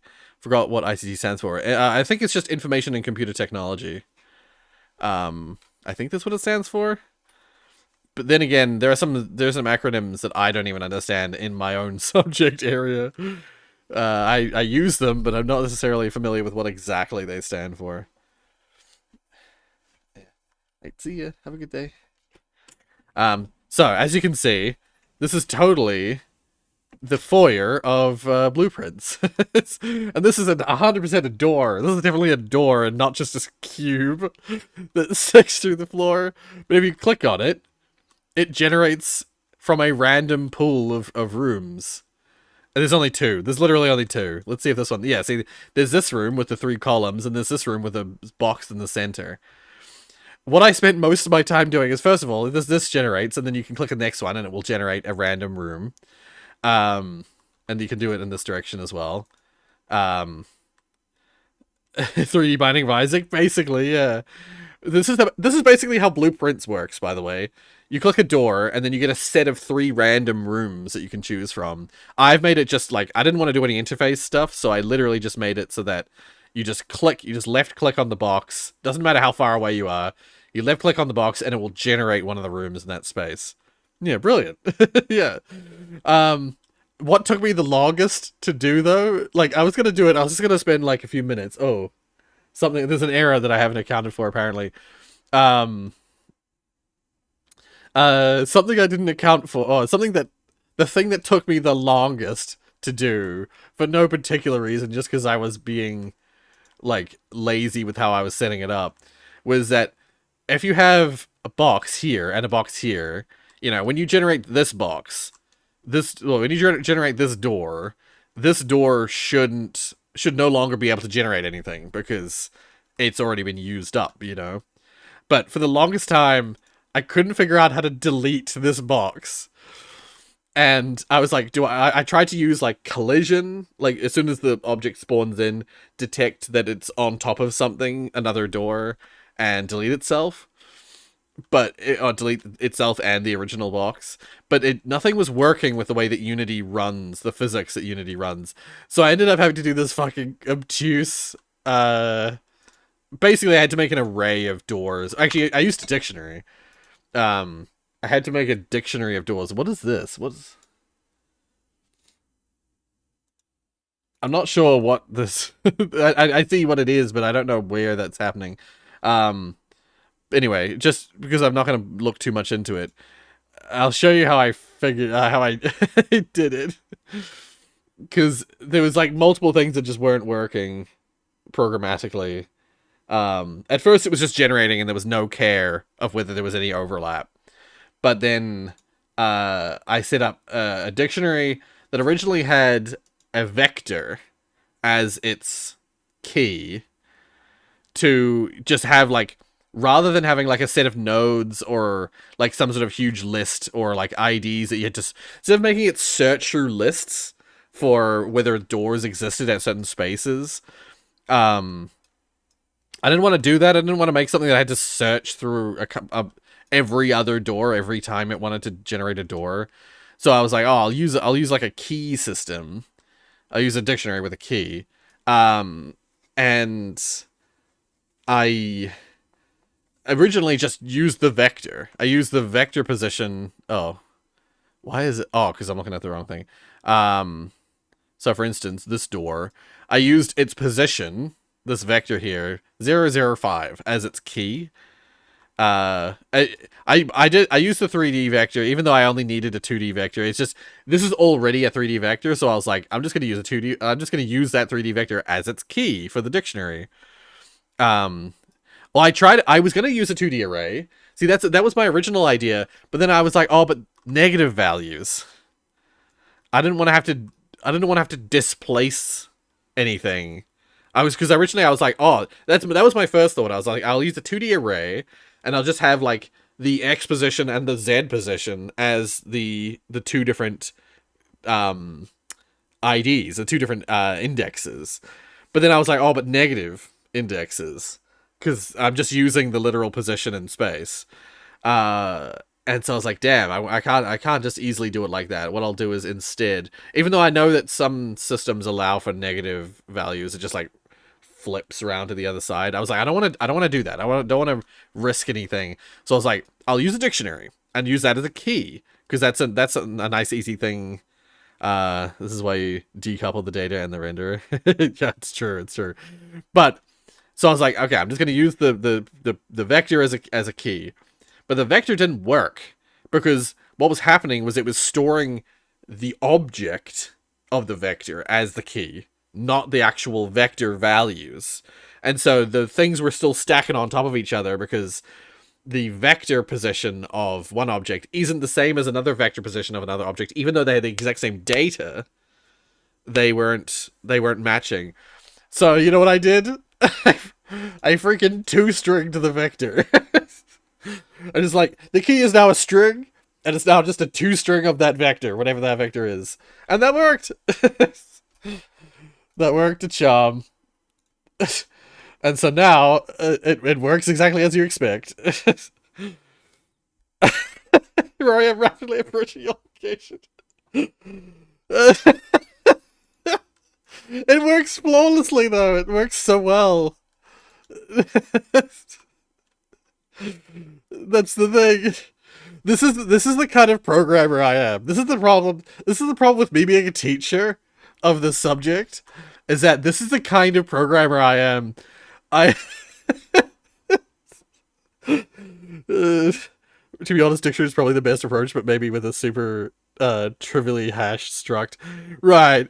I was gonna say, Originally, I was like, oh, I could do some sort of like ID system where every new door gets a new ID, and then like you can iterate through IDs and things like that. I was like, I even thought about like making a node-based system with like doors can have like doors linked with it, because like a door object is attached to the entrance of a room, and that room has three. If that room has three doors, for instance, and that node of a door could have all three rooms attached to it. I thought about doing this like node-based system, and I was like, fuck all that.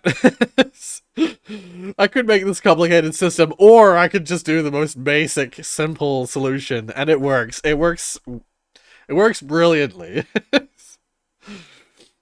You can, I mean, I haven't come across any problems with the iteration. It seems to work perfectly well. And so, like, I'm well on my way to making a freaking Blueprints clone. The only thing I'd need to do, the most complicated thing I need to do now would basically be, instead of having the, instead of having all the prefabs, instead of having the room prefabs just, like, instead of just pulling from, like, a big list of all the prefabs for every room, I'd have to basically determine where you are in the grid. Because if I wanted to have it work like Blueprints, where like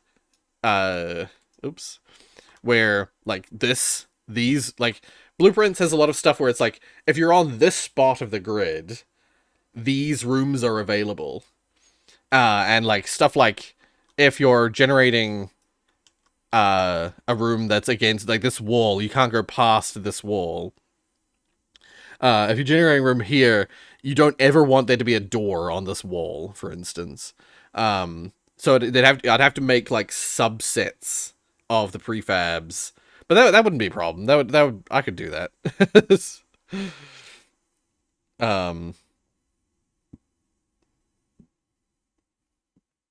If it was just struct coordinate XY and dictionary coordinate game object, it would be perfect.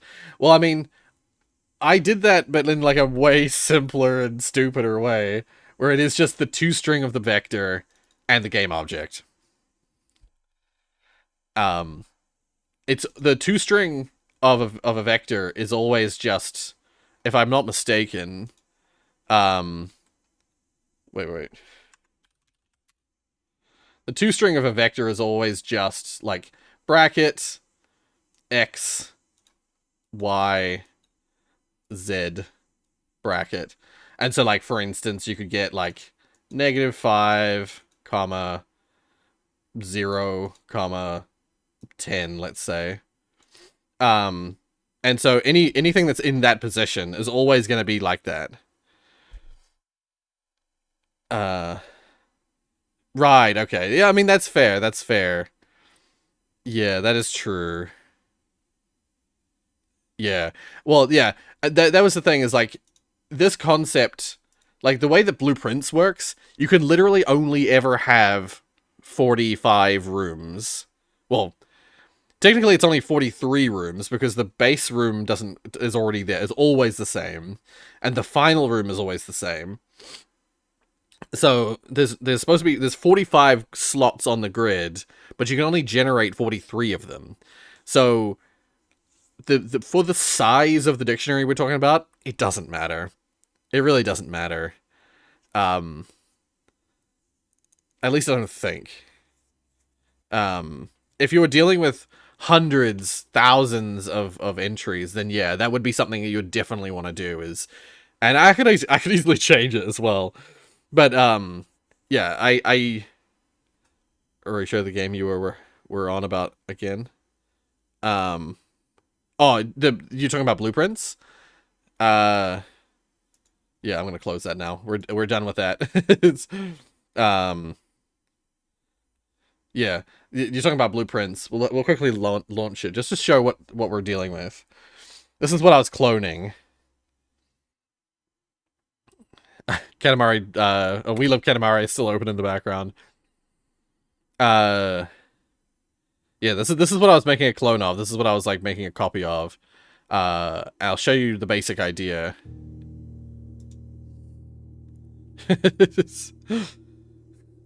No, Rory, don't stop streaming. Get on grind and code. I'm bored, please. Okay, wait. Let's load this up.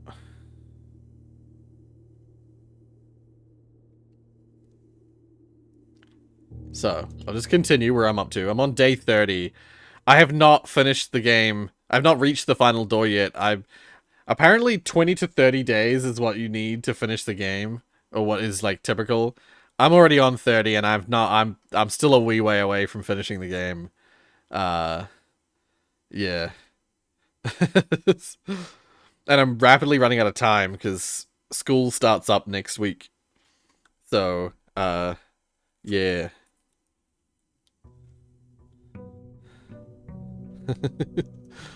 Day 30. Yeah, I just have really bad luck. So, you know, I've always had bad luck. So this is the game. So you start, and I'll do this play through. I'll try and do it the way I would normally do it. But yeah, so you start in the entrance hall here, and you've got this grid, which is a bunch of rooms. Ignore this. This is a room that I placed that is now permanent, a permanent fixture in my house. And this is the end. This is the target. The antechamber at the end. And I'm just going to quickly do something to help me with this level. Try not to spoil things. Yeah, it has fixed bounds, yeah. That's what I was meaning by it's a grid of... You can only ever have 40... You can only generate 43 rooms. The house will only ever have 45 rooms. But you can also generate a room out here if you've unlocked it. I do like this one, but I also like just getting some items. I've seen this one already. I've loaded all these rooms in before in this space. Screw it. Let's get the root cellar. This means that these little dig spots will appear more frequently in my house, which is very useful. Okay, there's nothing special in here. Okay.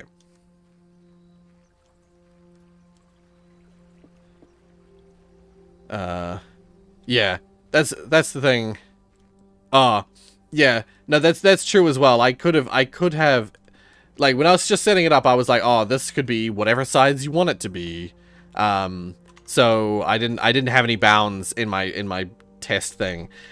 Knowing that there are bounds, I could have just set it up so that, this one is set to, you know, this is position 1 on the Z value, and this is 2, and this is 3 and 4 on the Z value. You could set it up so that it's not negative, and have this on the X value be 1, 2, 3, 4, 5 instead. That would work too. That would be a lot easier.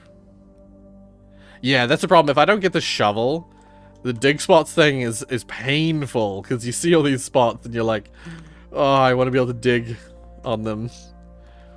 Okay. I always typically... Oh, that's right. I unlocked the upgrade for the hallway.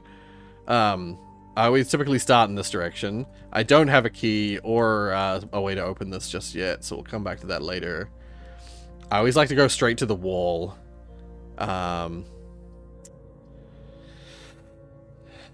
This will give me keys. I'm gonna get this room. Sorry, this is gonna spoil the puzzle a little bit for this room. But I really like this room for getting keys. Okay. That's 16 and 25. So that's 10.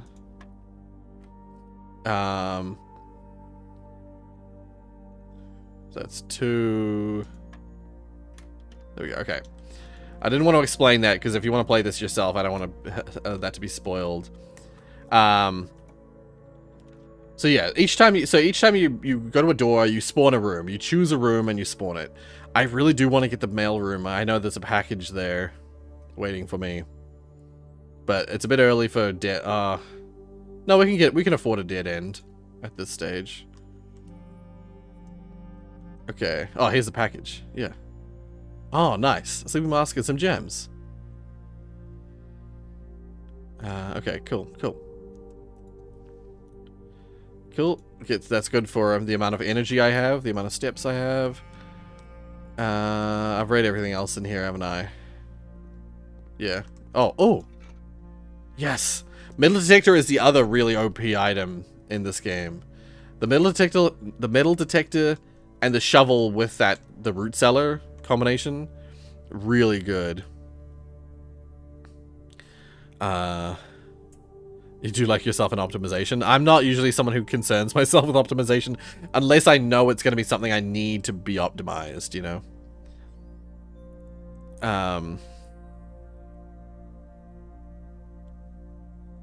If my boundless design has advantage, you can design a shape in space that's not a rectangle. Yeah, basically what I was going for with my design, rather than just having it be a limited space like this, is I kind of wanted to do like the betrayal thing. If anyone's played the Betrayal games, they work the same way. I'll just quickly look up Betrayal at House on Hill. Images.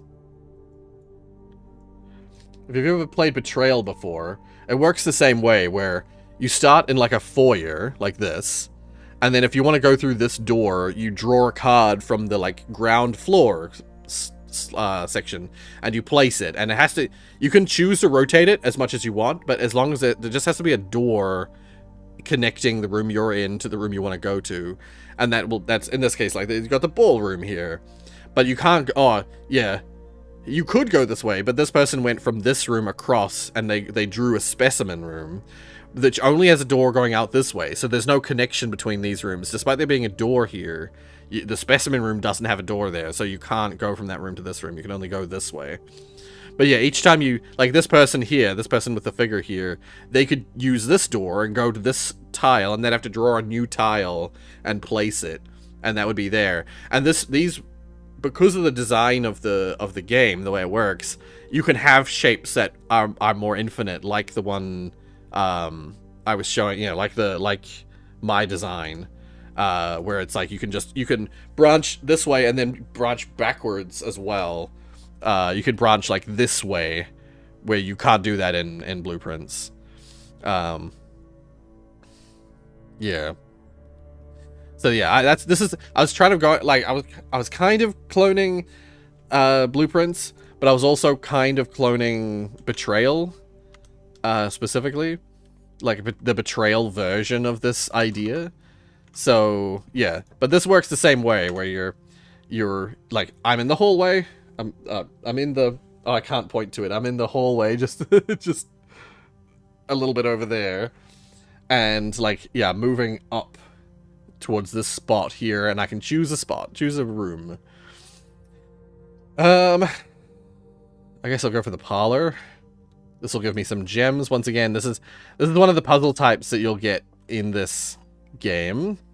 I've done this room many a times, and I've only missed the gems a couple times because I was trying to rush. But you got 3 boxes here. One of them has to be true, one of them has to be false.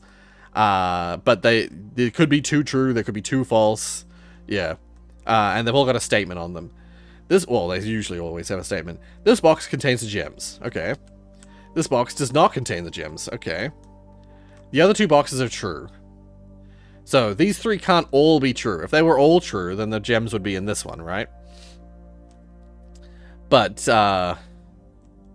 if this is false, then one of these has to also be false, which would contradict the 2 statements. Actually, no, it doesn't. Wait, it doesn't. Does it? Yeah, it does. It does contradict those 2 statements. This one could be false, actually, though. This box does not contain the gems. The other 2 boxes are true. If this is false and this is false, but this is true, then the gems would be in the black box, which is the most likely answer. There we go. It's not, you can't always deduce it 100%, but there's like a most logical deduction to make. So you can usually figure that out without too much trouble. Okay, so I have to use a gem to use this tile. I have 7 gems. This one requires a single gem to spawn, but it's a garden room, which I really wanted to do because, yeah, because the garden rooms have these, oh, the dig spots. I don't have a shovel yet. Shit.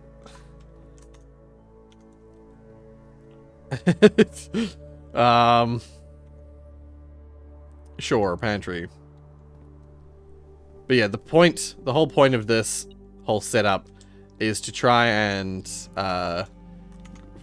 worm your way up to this room up here, and also get the stuff you need to get into that room. I'm gonna buy the commissary room because I have quite a few coins, and we can buy the shovel. Perfect. There we go. Which uses dollars. As you can see up the top right, I have $7 remaining. And, yeah. The dig spots, once again, they're kind of luck-based. So a lot of them will have, like, just nothing in them. But when they have something in them, that's great. Love this game, but God, it makes me feel stupid sometimes.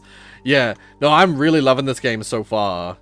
And, I'm gonna go this way. The only problem is, oh god, that is tempting, but I hate dead end rooms. I hate making dead end rooms, but doing this room will make the commissary a dead end room technically. But I have no option. Once you draw the 3 rooms, you have to choose one of them, unless you have a thing that you can like randomize the rooms again. But I'm just gonna go with this one, so I can go through, move up. But yeah, I think you guys get the idea now. Each time you open a door, you spawn in a new room, and it's different every time. Every time you run the game, it's a different, like, yeah, you'll spawn different rooms every time.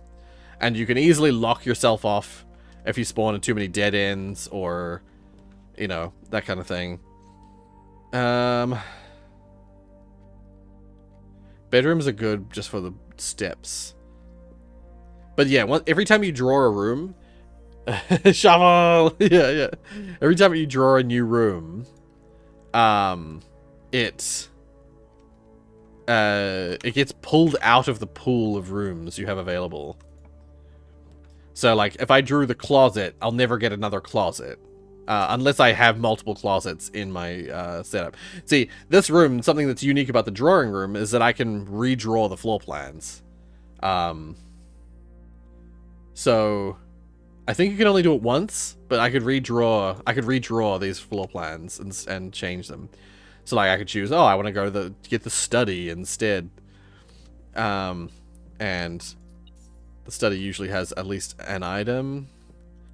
For ages I wanted to get this room back because there's a puzzle involving the rooms that I won't explain, and I have not yet finished that puzzle. But I really wanted to get that room so I could take a picture of the puzzle. So I could solve it. So I could use that mirror board that I was talking about.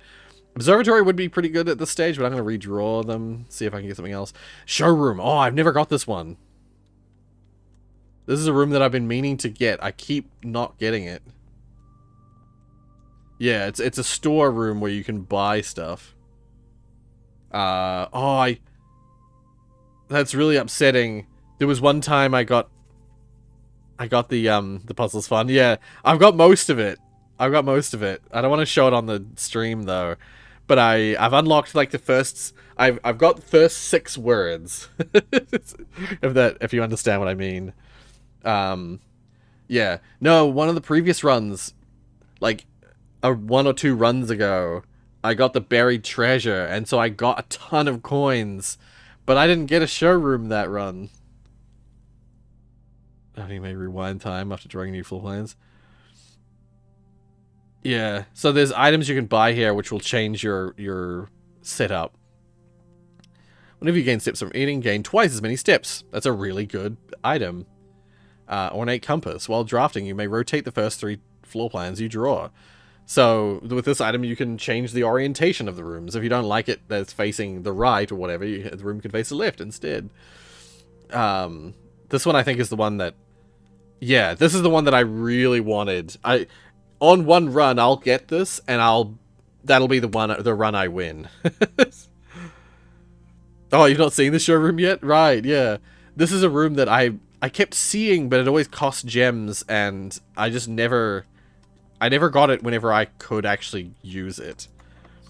So, oh yeah, and then we got a special key before. We got a silver key rather than just a regular key. We can use the silver key to guarantee that we get rooms with lots of doors. This is an unfortunate combination because these are all only 3-door rooms. Usually the silver key gives you 4-door rooms. Security's a really good room, a really important room. I also got that other room, which means I can now use gems to redraw floor plans. But I don't like doing that. I don't like wasting my gems on that. But yeah, the dining room, that'll become useful once we get up to here. And the higher you get, the more locked doors you have. But you also sometimes the better rooms you get. I like the aquarium a lot because the aquarium counts as every kind of room. Oh, compass. More floor plans are more likely to face north. Brick, useless brick. But I do like going backwards to get items. Oh, the pool room is a good one. Oh, I'm running out of gems though. I did have the pool room like fully pumped before, but I know I wanted to unpump something more. Oh, see, now I can't draw this room because I used that gem to draw the pool room. I can't draw the veranda because it requires 2 gems and I only have 1. Dang, I could do the chapel because I've already bought the shovel. I don't probably need money. The chapel always takes money from you every time you go through it. Yeah. Wait, what am I missing? If you don't want to do it, you can signify it. I don't know if it was missed. Wait, what did I miss something? Alright, can I ask you very quickly repeat who and what you're teaching? Oh, I couldn't focus on the advancing conversation while writing a message. That's fair, that's fair. I've not kept up with the chat, to be fair. Because I've basically switched my focus to trying to quickly do a run of blueprints. But yeah, so I teach, and here we use year levels. In the US, I know they use grades, and I know in other parts of the world they use other systems. But for us, I teach at a high school, which is normally years 9 to 13. But I teach some primary kids as well that come to our high school for tech. So I teach year 7, 8, 9, 10, and 11. I don't teach any year 12 or 13 classes. But yeah, so I teach year 7 is like 11 or 12-year-olds. And year 11 is like 15 to 16-year-olds. So I teach like 11 to 16 approximately year olds. Yeah. And I teach digital technology or computer science. Technically both, because they're both lumped together in the same course. But yeah, so I teach Digitech / Comp Sci. Yeah. Yeah. Anyway, bedroom's not very useful here. Utility closet. I could get the clock tower. Clock tower is good for the next day. Yeah, this clock tower basically means that I'll spawn with a key tomorrow.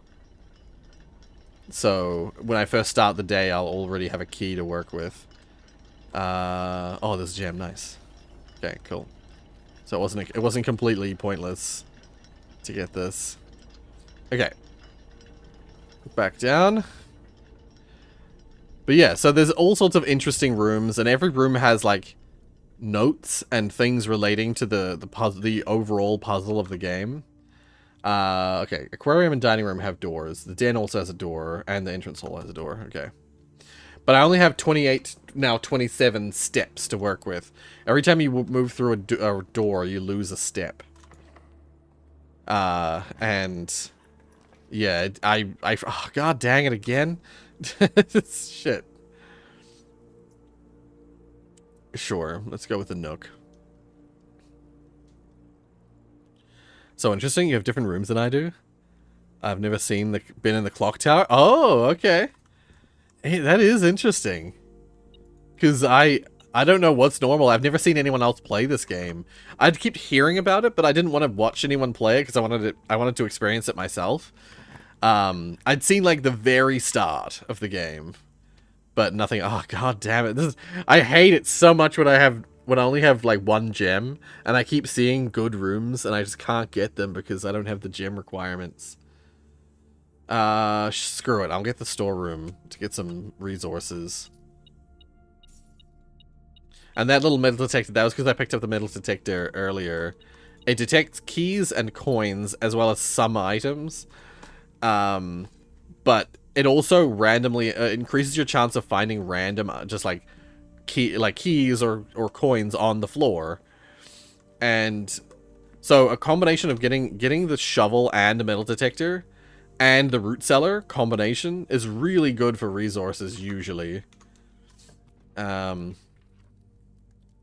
Okay, I have two. I could, yeah. This will probably be part of why you have different rooms digits, because every time you go to the drafting studio, which I'm gonna do because it'll unlock something permanently, you get a permanent room upgrade. So like I can now add one of these rooms to my permanent rotation. Yeah, I'm sure there's more. There's definitely a lot more than just these three, but this is the same, other than the vestibule, this is the same setup I had last time I got this room. The dormitory and the classroom, and then whatever I got last time. So I don't know, maybe I'm running out of new rooms from this. And I found a room that just had rooms, if you've had the mirror room digits, that also gives you a couple of new rooms, but I don't think they're new. I think it gives you duplicates of rooms you already have. Because, you know, mirrors makes mirrors copies. Whenever you enter the vestibule, 3 of the doors in this room unlock and the 4th door becomes locked. Right. Yeah. Could be an interesting room to have, honestly. I'll add it. At an ordinary framed yet modestly sized hall, it has served as the original antechamber in the old days before eventually being removed from the estate for having doors that were prone to becoming stuck. Nice. So yeah, now that vestibule is in my possible rooms list. And yeah, that's something I won't talk about. Oh, I forgot that would be the case. I'm gonna have to backtrack to the den. But yeah, when you backtrack, you lose steps, you see. So having to backtrack just now, I've eaten up a bunch of extra steps. But then you get rooms like the bedroom, which basically make it a free room. You lose a step walking in, but then you gain 2 steps. So, oh, nice. So now when I exit, I'll use another step, but it'll basically be nullified by the room's step options. Another billiard room? I forgot I had 2 of those now. Sure. I'll do the puzzle again.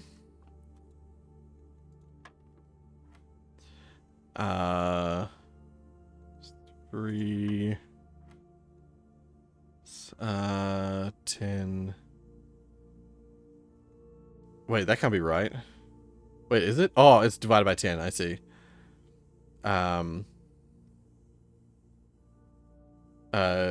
Wait. It's 20, isn't it? Yeah. My brain for a second there. 20. That's 4. You can probably figure out the puzzle based on my answers to the options. Oh dang. I'm about to use my last key. Oh, I hate it. So early in the house as well. I do love the garage, but I can't get it at the moment, and I'd be dead ending myself if I did. Yeah, if I chose a closet at this stage or the garage, I literally can't go up anymore. I would have locked myself out of going up. So I'm stuck with getting like the library if I want to keep moving up. It does give you a hint right next to it. But there's also there's a classroom that gives you a way more obvious hint. I figured it out just from the hint on the right next to the puzzle. But yeah, if someone didn't understand that hint, yeah, there's a even more egregious hint right there. Okay. Right. I think this is the next one I was gonna go for. I never check upstairs if there's gems. The metal detector would tell me if there's keys or coins, but oh, I have 20 coins. No, I'll go with the secret. I'm tempted to get the freezer because this will mean that I start. If I get the freezer, I'll start already with 20 coins tomorrow. That's extremely tempting. Oh, I actually don't have a gem for this. Oh, I could do this and that won't lock me out. Do I want 20 coins tomorrow? You know what? I do. At the off chance that I manage to get on the off chance that I manage to get another showroom or something similar, or the bookstore, I'm gonna lock in 20 coins for tomorrow. But that does, oh wait, 1 2 3 4 5. Okay, I can still continue. I can still continue to explore and maybe get some more things. We go back to the entrance.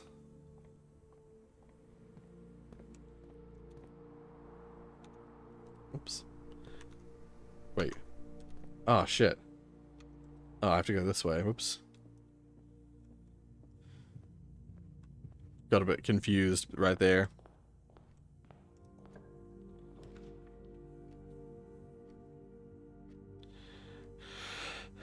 I knew you were an old head in computers in general, but no idea. Oh, not that you're a teacher, not that you're this advanced in computer science. To be perfectly honest, I'm not the smartest, I'm the most advanced computer science person. Like, there are probably people in this chat right now that are better better programmers than I am. Ah, shit. God damn it. I guess I'm getting the coat check. Do I have anything I can even store? Oh, wait, I already have something stored here, don't I? Yeah, I already have that key stored here. Dang it. Alright, well, that's it, I suppose. I could explore outside, but I don't really have anything specific I'd want to look for just yet. So, I can go back here and dig up whatever is in this room over here, the root cellar. It's not going to give me anything valuable, though. Yeah, no, I'm definitely an old head in the sense that I grew up with like computers ever since I was a little kid, and I was like, you know, I'm old school in terms of my understanding of tech and my tech, my computer use stuff. Ooh, nice. Not that I need it, but yeah, that's it. All right. Cool, that was a run that didn't really get me much, but it unlocked some new permanent things. I got a new room to add to the list of rooms I've visited, and I got the drafting studio. So that's a permanent upgrade to my abilities right there. I didn't end up using like any of, well, I used the shovel and metal detector. I didn't use the compass, sleeping mask, or keycard at all. Really. But yeah, that's an example of a run of blueprints. Yeah, and so we've run out of things to do, so we just call it a day. Call it, and it'll show how we did. East-facing jigsaw house of tomorrow. Oh, that's a new one. I've never seen that combination. East wing favored. 3 puzzle rooms, and 4 tomorrow rooms. Oh! I so rarely get tomorrow rooms. The clock tower is one, the coat check is one. What other tomorrow rooms are there? Like, is mail room maybe counts as one? What else counts as a tomorrow room?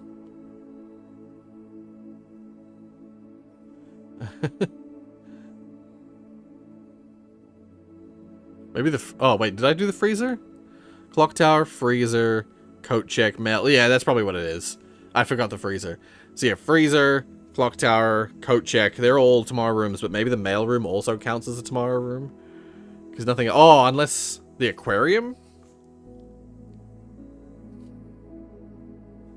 Library is different. Library, discover less common rooms. Yeah. Oh, I guess the library could, like the mailroom or the library could count as them, but it could also just be because I have an aquarium. Because the aquarium counts as any other room, right? 1, 2, 3 puzzle rooms. But it says 3 puzzle rooms. Yeah, I don't know. Weird. But yeah, whatever the case, we got 28 rooms total. I reached rank 7, which is this floor. At rank 8 and rank 9 are these ones. We took 60 steps, found 5 items, and visited 1 new room. Mount Holly, east-facing Jigsaw House of Tomorrow. If it'll allow me from the menu. I don't know if it does allow you from the menu. Some powerful fish, yeah. Yeah. Oh, it's not gonna let me. I'd have to start a new level, a new day, and I don't want to do that. I was gonna say, while you're playing, you can look at all of your previous days, and it'll show you what they're all called. I've had the same kind of manner, like the name of it. I've had the same one many times. Like one of the ones you get a lot is prosaic manner, or something prosaic something. Which basically means mundane, like mundane, whatever kind of manner. But yeah, not to mention I'll use your hint right next to it. Wait, where was I? Also, hey Fireboy, we're just about to wrap up the stream because I've got a bit of a headache, and I've talked about everything I wanted to talk about, so.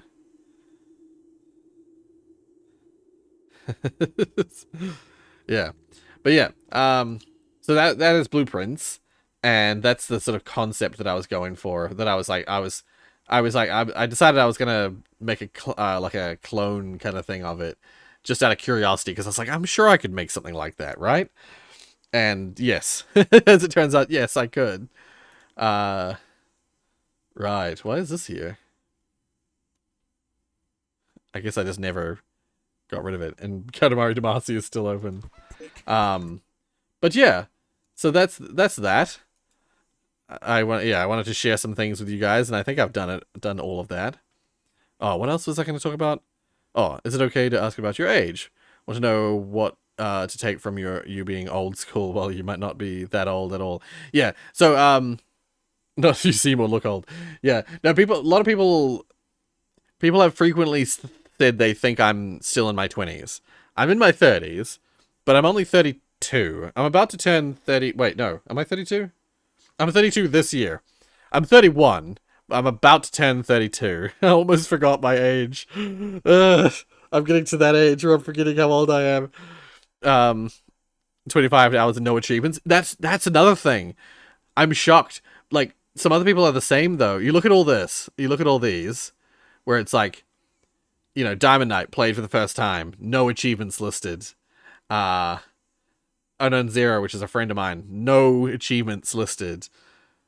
You've added it to your wish list, which is cool.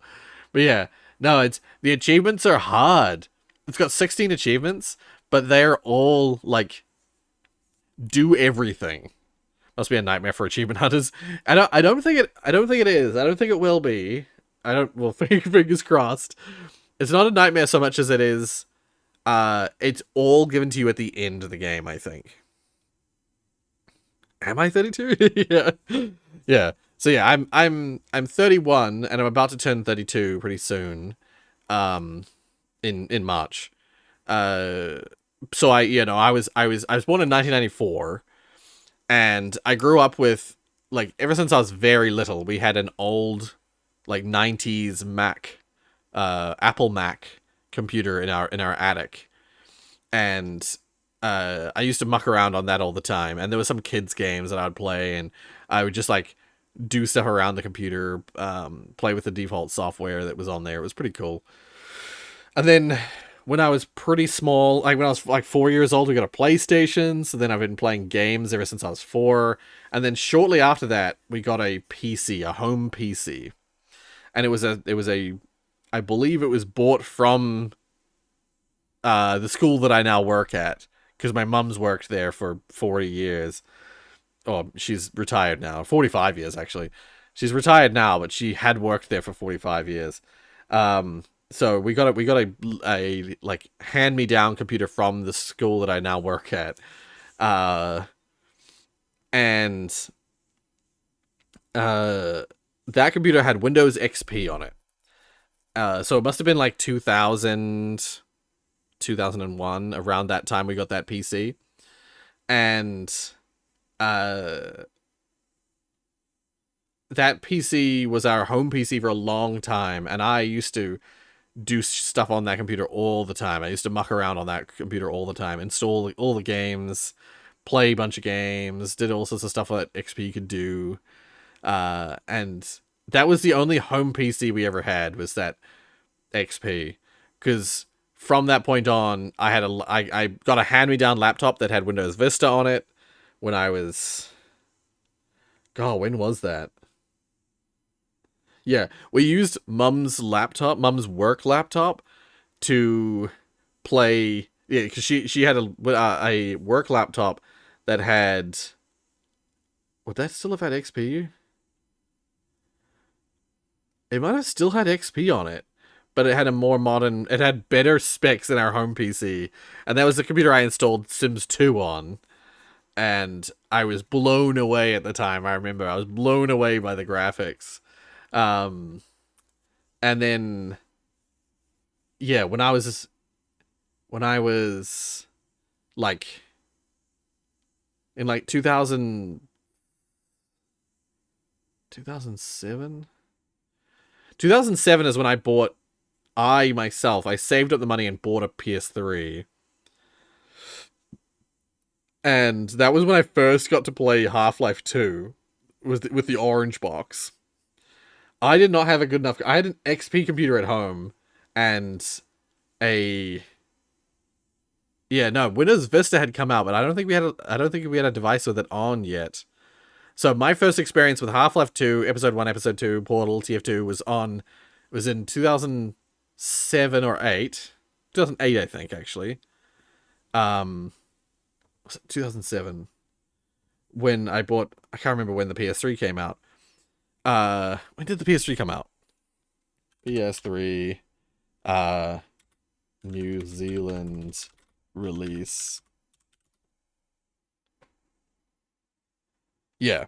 So the PS3 came out in March 2007, and in about October of that same year, I managed to buy an original 60 gig PS3 shortly before they switched to selling the non-60 gig ones, which didn't have backwards compatibility.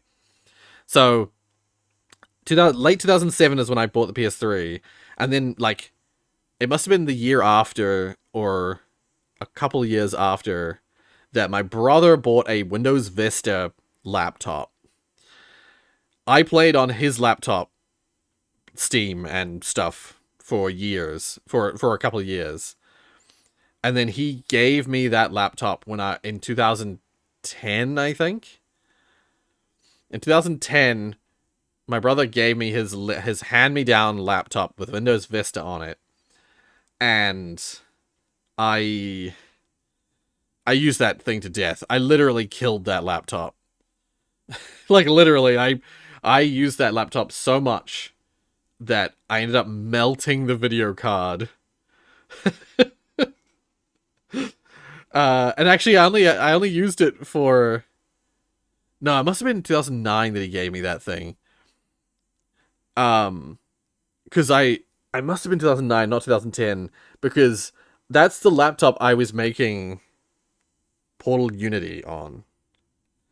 That Windows Vista laptop was the computer I was making Portal Unity on, and we had it from like 2008 or 2007 or 2008, and then I got it. My brother gave it to me, I think in 2009, because in 2009 I was at the senior high that I went to, and then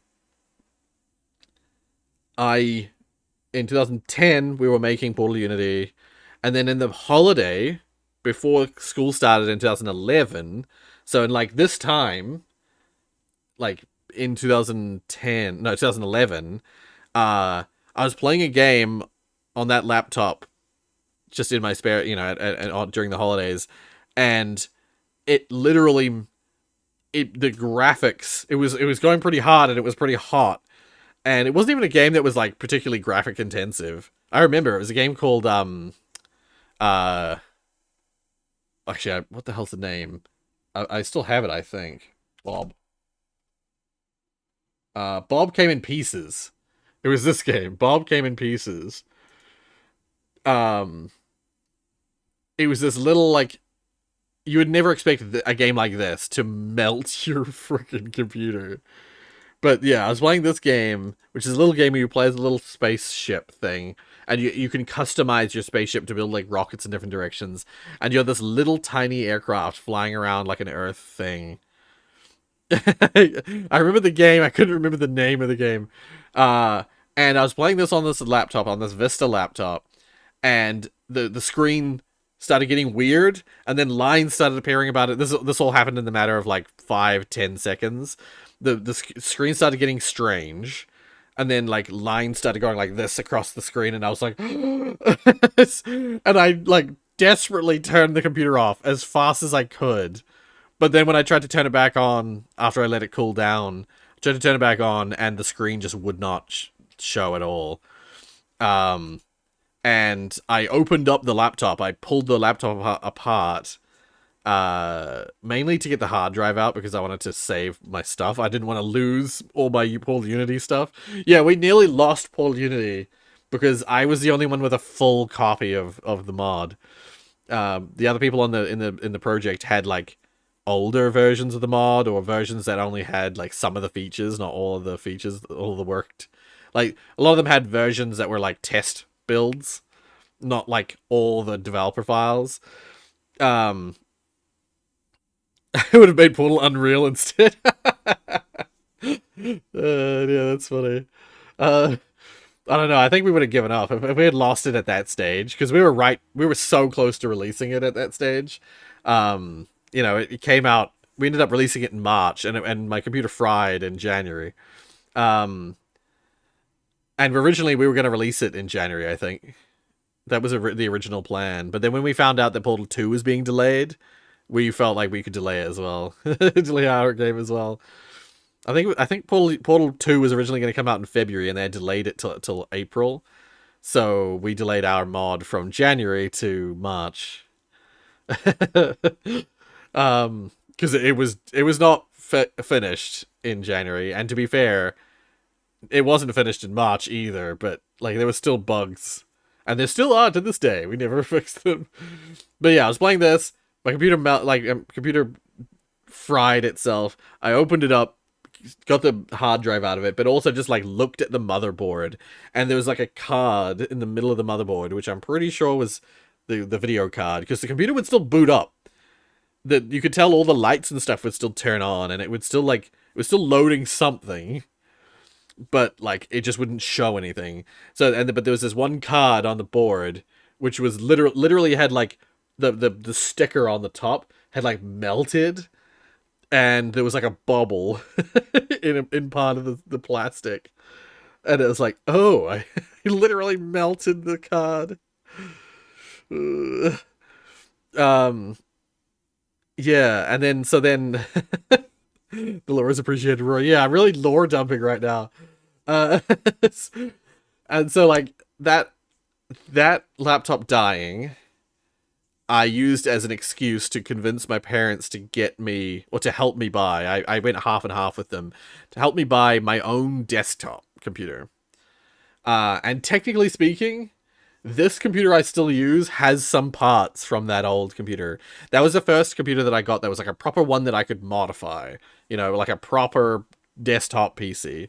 So I had, like, that was my first tower. I bought a tower, bought all the parts for it, I had it pre-assembled though. I didn't assemble it myself. I had it pre-assembled at a store that does like custom PC stuff. And I think that computer was $1,400, which is crazy that I could get a gaming PC for that price these days. So I went in like 700 each. My parents paid 700, I paid 700. And then I used that, having a desktop PC instead of a laptop, as an excuse for the following year to do my Portal Unity project stuff, because I was doing that as part of a school thing. I used that as an excuse to stay at home for those days that we would normally do that project. And so for my year 13 year, every Wednesday I got to stay at home and just do my project at home and not go to school. And our teacher would sometimes come and visit us just to check up on us to make sure we were doing the work. So my teacher used to come to my house on a semi-regular basis on a Wednesday. But yeah, so that computer, that PC I got, so that would have been 2011. Oh, to be able to stay at home. I know, right? I can't believe I got away with that. And it's one of those things that's like, I feel so privileged that I got to do that. I'm so glad. I liked my high school. I mean, too. I really want to work there. If I can, I want to position myself to switch to that school if I can at some point. But probably not anytime soon, unfortunately. If I'm still teaching and the spot becomes available, like the teaching position becomes available, I will probably jump at that. But whatever the case, so that computer that I got in 2011, at the very start of 2011, was a Windows 7 computer, my very first Windows 7. It was brand new and fresh. It was such a beautiful computer. And yeah, I had to buy the monitor as well. And I got the computer home and I immediately couldn't plug it into my monitor because for some reason the graphics card that came with that computer had a DVI-A sockets only. For people who are not familiar with sockets, old computers from like the thousands typically used what's called a VGA cable. But by that point, 2011, most systems had moved towards HDMI. Most systems had HDMI cables for their monitors. There was another system during the time that VGA existed. A plug system called DVI also existed. DVI was basically like pre-HDMI HD. DVI was the more like VGA was like pre HD quality. DVI was like borderline HD quality, and then HDMI was like a full high def, you know. And DVI, there was the DVI. I didn't know until I bought that computer that there was, not only was there DVI, there was also a subclass of DVI called DVI-A, which is DVI analog. And VGA is literally just visuals. DVI could transmit sound as well. So if your monitor had speakers, you could transmit sound via DVI. But DVI-A doesn't have the sound transmission. It's DVI high def, but without the sound. And so if you try to plug a DVI cable into a DVI-A socket, you will bend some pins that are for the audio, because the DVI-A socket doesn't have the audio pins, or doesn't have the sockets for audio pins. So I had no cables that would work with this thing. I had to go back to the computer store the same day I bought that computer and get adapters. I get these little adapters that turned DVI-A, or I turned a VGA cable into a DVI-A cable. Yeah, that was, I remember that. It was such a disaster because when I got home, by the time I discovered that was the problem, I had to, the store that I bought it from was just about to close. So I had to like get my parents to be like, we're gonna go back to this store. But zoom to the store and get a converter, get like a adapter to allow me to plug my monitor into my computer. But yeah, anyway, I should read the chat because I've been just talking non-stop. Paul Unity is the same age as you. 2010 was when we were making it. It released in 2011 though. To think the gods tried to cancel Paul Unity. Ever thought about doing a draw my life type of thing? I have.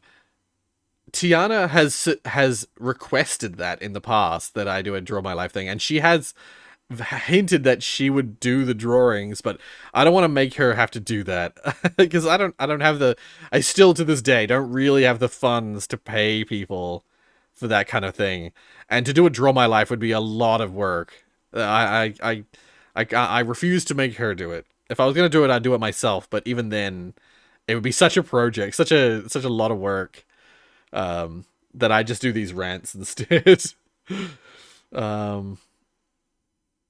My laptop survived a solid 10 plus years of abuse as well. Spilled an entire Coke bottle on it once. The guy didn't budge from the Coke flooded keyboard. Dropped it hard on the floor while getting up from the chair. And dancing while still wearing headphones plugged in. I see. Yeah. Your laptop survived some hard times. I got a Gateway desktop back in December 2008. Oh, nice.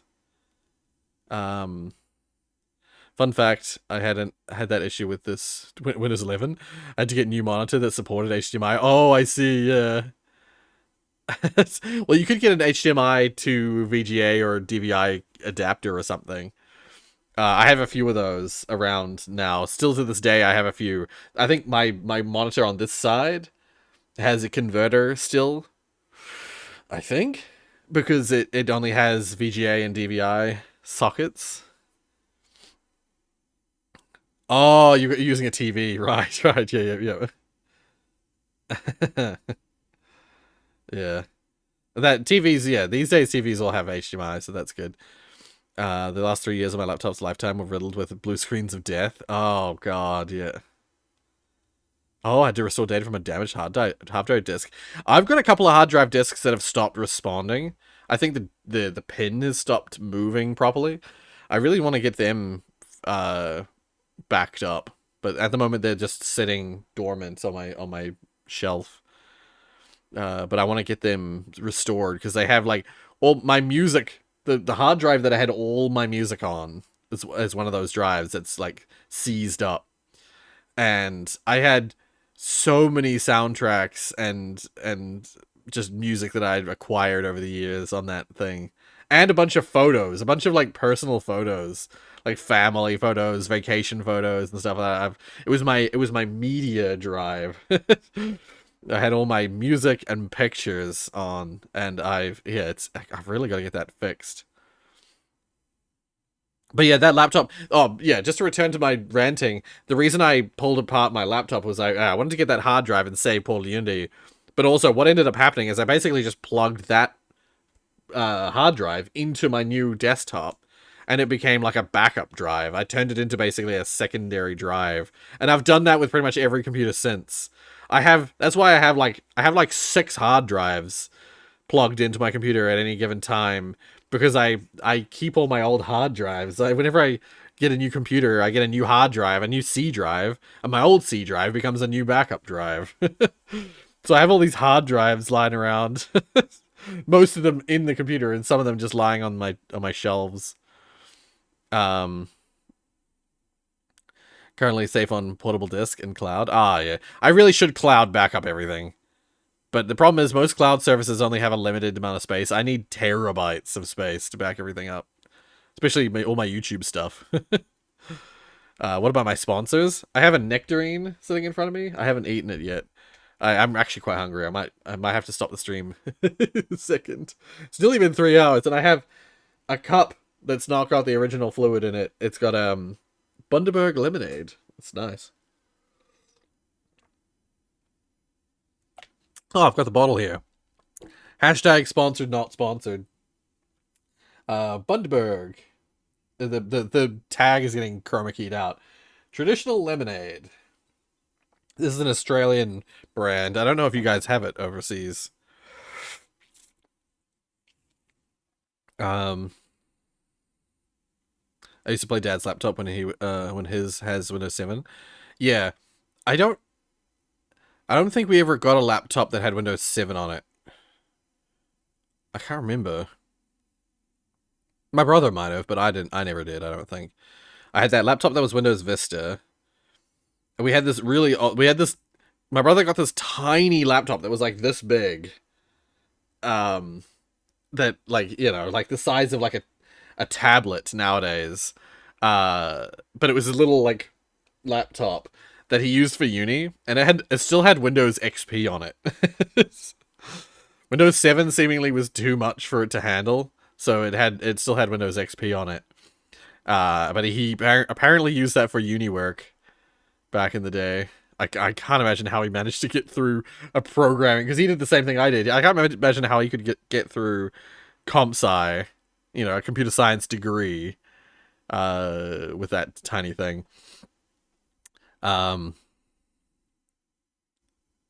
Oh, you're finally moving out this year. Nice. Interesting.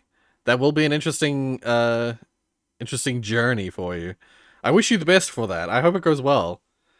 I still remember the days of playing Half-Life 2 on my dad's Dell Pentium 3, right? Yeah. See, yeah, the first time I ever played Half-Life 2 was on PS3, because we didn't have a good enough computer at the time. So I was still a PlayStation only person. It wasn't until I got that Vista laptop that I was able to finally play games beyond what XP could play. Our XP computer wasn't very high stats, so I couldn't play Half-Life 2 until I got that Vista laptop, until my brother got the Vista laptop, and then I borrowed it from him to play. I would log into my Steam account and play Half-Life 2. But I realized in hindsight that actually at first I didn't make my own account for Steam.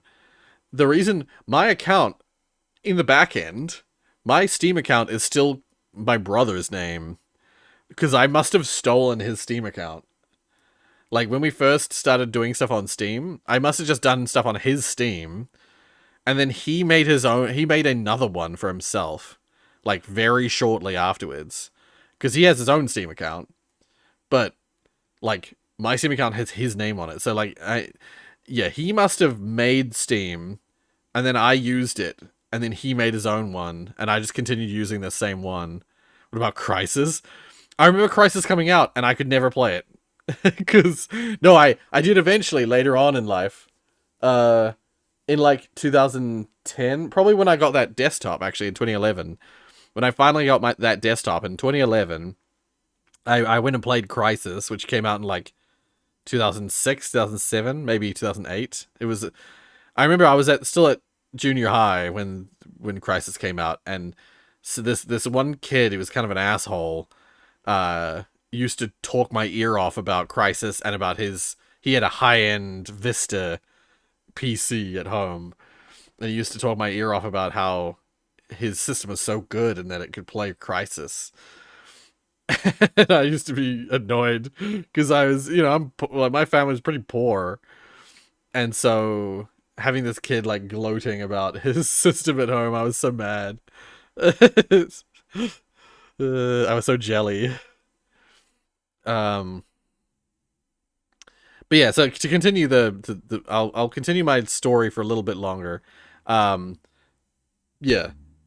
2011 got that PC. Ever since then, I've been like upgrading it. I've been upgrading the same computer, except I think, well, sort of, because what happened is in 2015. So I went through university. I continued to use. Oh, I got a new laptop that was Windows 8 that I specifically used for university. Fucking hated that computer so much. That laptop was so old and it was so bad, and I used it years later when I started working at my old high school as a mentor as opposed to a teacher.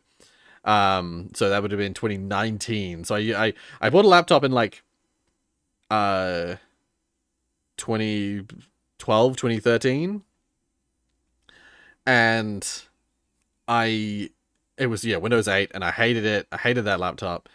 And then I proceeded to not use it for years, and then I pulled it out of my cupboard and dusted it off for when I started working again, like at a place where I would need a laptop at like a school. I started using that laptop again in 2019 and 2020, and it still worked, shockingly, but it was so slow. Yeah. But anyway, yeah, so and then as of finishing university, 2014 was my last year of university. Finished my degree, and then 2015 I started working at a company that I hated. But that company, at the company I was always working on a desktop computer. And because I was earning a bunch of money suddenly, but I was still living at home. I was still living with my parents. I was able to save up a bunch of money, and I one of the things I did was I bought a new PC, a new desktop. And I think that 2015 PC I got, it was like $3,000, so it already was over double my previous PC. It's only 4 years later, and it's over double the price. But to be fair, it was very nice at the time, and that tower that I got, in 2015, is the same tower I still use to this day, because I bought a brand new tower, and I bought pretty much all the parts separately, or most of the parts separately. So I built that PC. So in 2015, I built my first PC. Put everything together myself. And there's some things that happened when I built that PC that I'm amazed that my computer worked. A tower is just the structure. So like, PC tower. So the box. Basically the box that the PC comes in. This is called a tower. You'll see that, like, it's a bit blurry, but you can see inside there's like nothing in there. There's no piece. Yeah, it's like this, where it's just an empty structure with nothing in it. Yeah. Or like this. Yeah, the fans are in it, but there's no... Is it only called the tower? I think most people call it... sometimes they call it a case. Home PC, tower, PC. Most places I've seen, they call it a tower. Tower PC case. Yeah. But yeah, it's the casing. It's the case on the outside. And I don't remember what my tower is called, but whoops, don't want to go to AliExpress. But yeah, I got a tower, and it's a pretty typical, pretty standard tower, nothing special.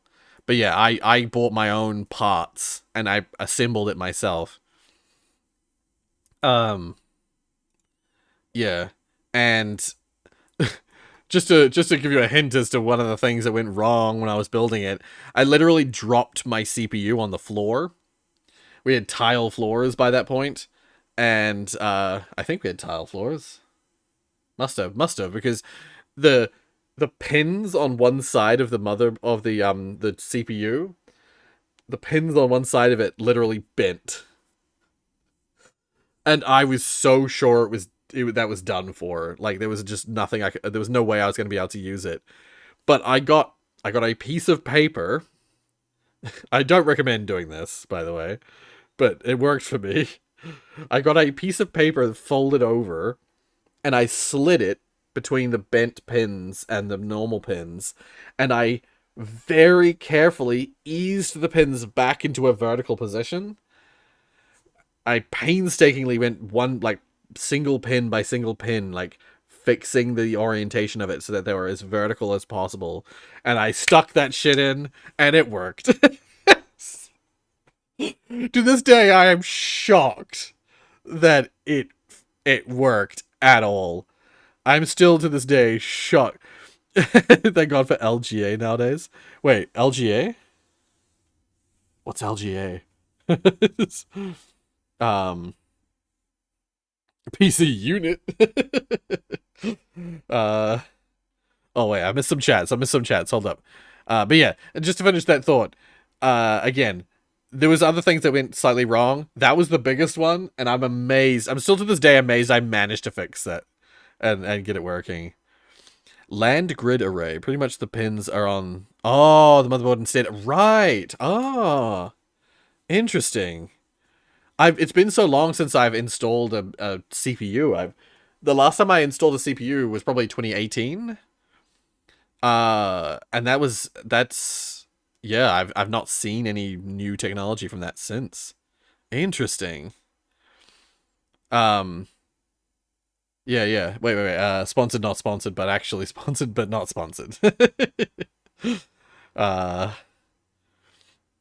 wait. Before my laptop I had family PC with XP on it, by the way. Right, yeah. Yep. That's a XP was the era of everyone having a PC at home, having a home PC. I miss those days. I wish people would buy a home PC because I think it is genuinely better for tech literacy if people have a home PC that their kids can use. Sometimes his laptop gets a little bit. Oh wait, there's one thing when I try to play Dad's laptop to play Minecraft, it can barely handle it. Lags pretty bad. Well, Minecraft just is a kind of a laggy game. It's hard for anything to run it. Sometimes his laptop lags a little bit. Sometimes it got so laggy that it shows 0 FPS. Oh my god. But yeah. So 2015, I was like in my first year of work. I bought a new PC. It was $3,000. It had a bunch of new parts in it, and I built it all myself. And I was so happy with my PC at the time. And then only a few years later, in 2016, 2015, late 2015, early 2016, I started getting into YouTube, like started watching YouTube and experiencing more. And that's when I started getting interested in the idea of doing YouTube as a thing. 2017, I quit my job at the time because I hated it. But also I was like, you know what? I'm just going to start doing YouTube and see how it goes. So my job finished in June, and in July I started posting. I posted the YouTube video back in like March, the Paul Unity one that most people found me for in the early days. But I was still working at the time, and I didn't actually start doing YouTube properly until July that year, 2017. And in that end of 2017 at the start of 2018, I still had leftover money from working because I was still living at home again. I was still living with my parents, not paying for anything really, not paying rent, not paying for food or anything like that. I was able to save up so much money that I was able to. I'd been doing like vacations and stuff around that time as well. I'd been going overseas a bunch, but the yeah, once I'd quit my job in June, at the end of June, and I started doing YouTube stuff in July, I still had a bunch of leftover money saved up from work. So, towards the end of 2017, start of 2018, I used the rest of my money, basically. I used the last of my savings to buy one more big upgrade for my computer, and that's when I got my GTX 1080 Ti, and I think I bought a new motherboard, a new CPU. I basically got a whole new computer. I got a new CPU, new motherboard, new GPU, and I got new RAM, like more RAM. I think I just got brand new RAM. Don't think I got a new hard drive at the time. It wasn't until later that I got a new hard drive. But yeah, I had basically a big upgrade in 2018 again. And then other than some small like hard drive upgrades and stuff like that, that's the same computer I'm using to this day. That computer, yeah. If you don't include the 2018 upgrade, this computer is 10 years old. It's crazy. But if you include the new upgrade, it's like what? 7 years old now. It's the longest time I've gone without upgrading my computer.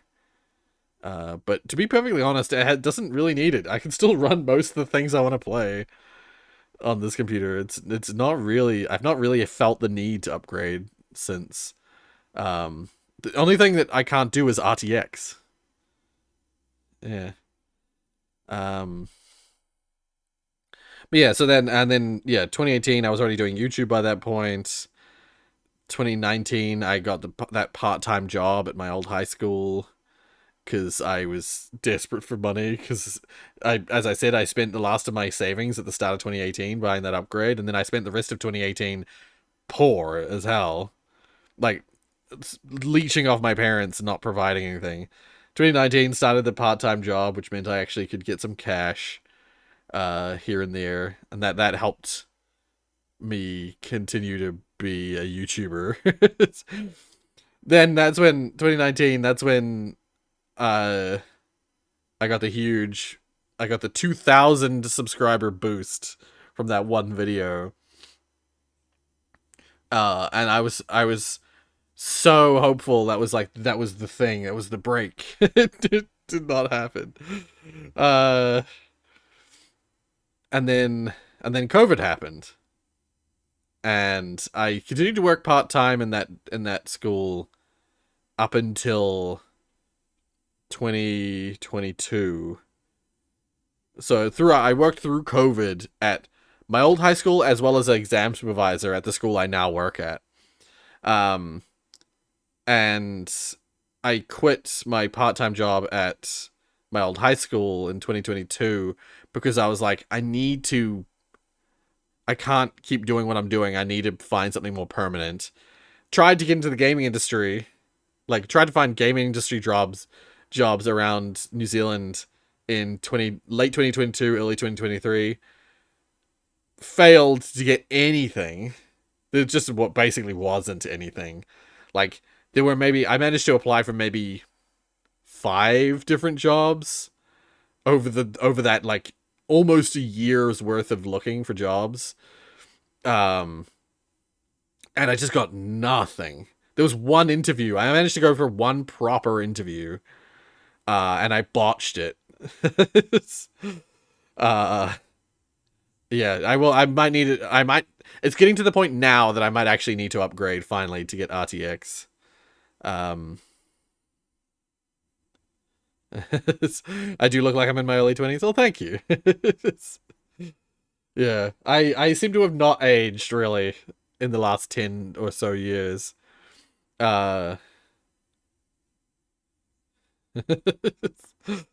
Um, yeah, I tried to apply for a bunch of game jobs, had one proper in-person interview, and I botched it because the place that I was applying for programmed exclusively in C++, and I did not brush up well enough on my C++.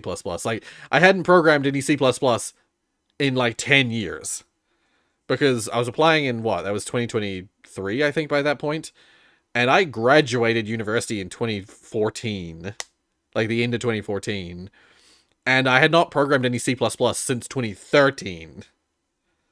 So it was over a decade. It was at the time it wasn't quite a decade. It was about a decade since I had last programmed in C++ at the time. And I gave myself a month worth of brushing up on C++. It was not enough. I botched that interview. And then there was one other company that I very nearly got a job at. It was game industry related because they worked with Unity. They were a Unity-focused game studio. It was definitely my closest chance of getting into the game industry. But I would have had to move to the South Island. I would have had to move right across to the other end of the country, basically. And uproot my life, but that and even at the time, when I first applied, that I got a video call with the boss guy, or the guy who does recruits, and he was basically we don't have any positions right now, but we like we see, we like you as a person. What would want to do is in the future, basically he was go away, keep looking for jobs in the industry, and if you don't have a job in 6 months, come back. And like he said, like what we would do if we were going to employ you, what we'd do is we'd get you to come to the studio, hang out with us for like a week, see how you fit in like personably, and then would take it from there basically. So if I was gonna do something like that, I'd have to go down, rent, or like find a place to like stay for a week and hang out with them for a week to get to know them a little bit. It was going to be a little bit of a financial ordeal, because at the time I didn't have a job, you know, so I was going to have to try and find some money to pay for that stuff. Declined your application but couldn't resist the face. Yeah, well, it was basically like, look, we like what we see with you, but they didn't have a position at the time, but they were like, you know what, come back in like 6 months, and because yeah, if you don't have a job, we'll find something for you, basically. And I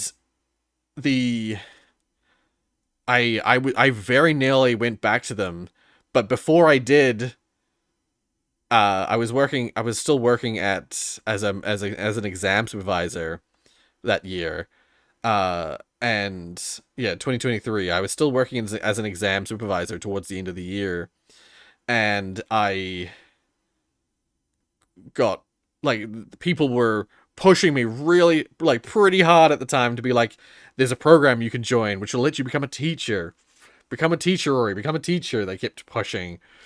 And when that year, 2023, when the boss person at the school I was working at as an exam supervisor, when one of the boss people heard that I might be interested in joining as a teacher, and I have I have a computer science degree, and that I'd be teaching digital technology, they were like, they all but begged me to please just read the thing and have a look at it, see if it's something that it would work for you.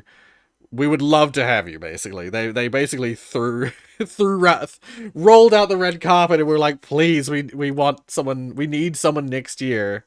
They needed someone in 2024 to be a Digitech teacher, and getting tech teachers are rare, because most people who have a computer science degree, of course, work in a industry position and earn a lot more than a teacher does. So they were like, please, we want you to join us. And I ended up biting the bullet and going for it. So I never went back to that game company in the South Island.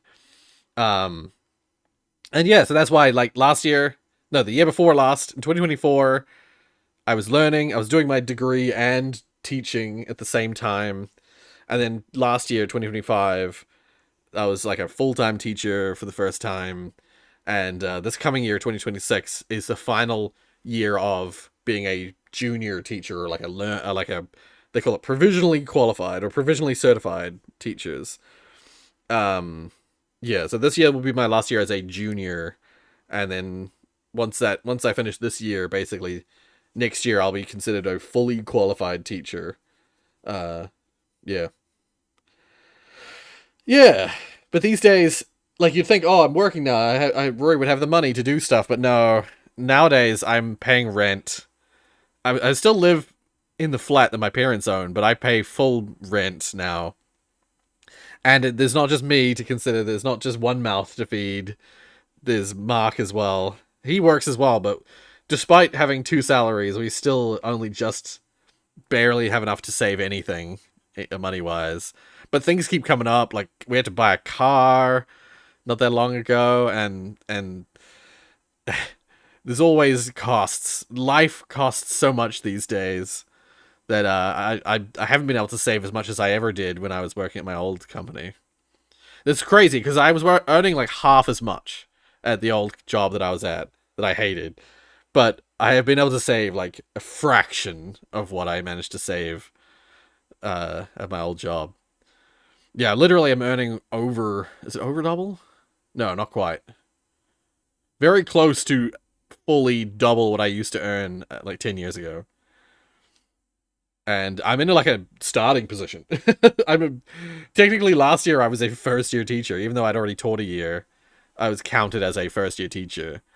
But like I already had a salary higher, like already had a salary double of what I had when I was working in 2015, 2016.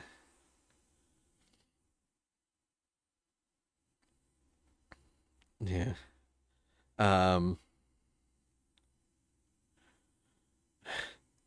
I look like I'm in my 120s.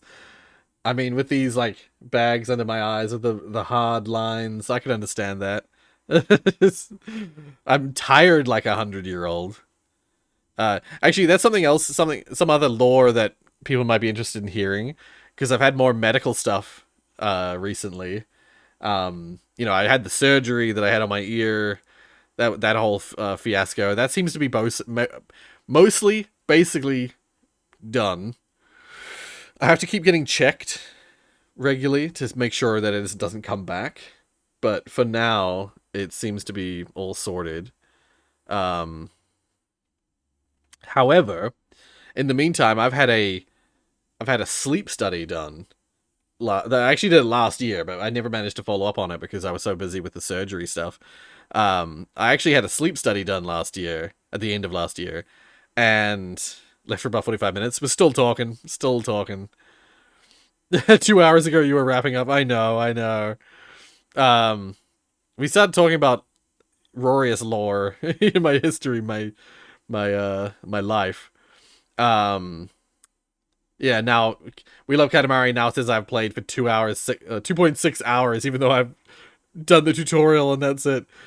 Um, the what the hell was I saying? Yeah, towards the end of last year, I did a sleep study because I have high blood pressure, which is unfortunate for someone my age. A 31-year-old who is on blood pressure medications is not good. It's partly because of my weight, but it's also partly because of well, I have terrible sleep. And so I had a sleep study done where they basically put a little thing on your finger and monitor your blood oxygen level.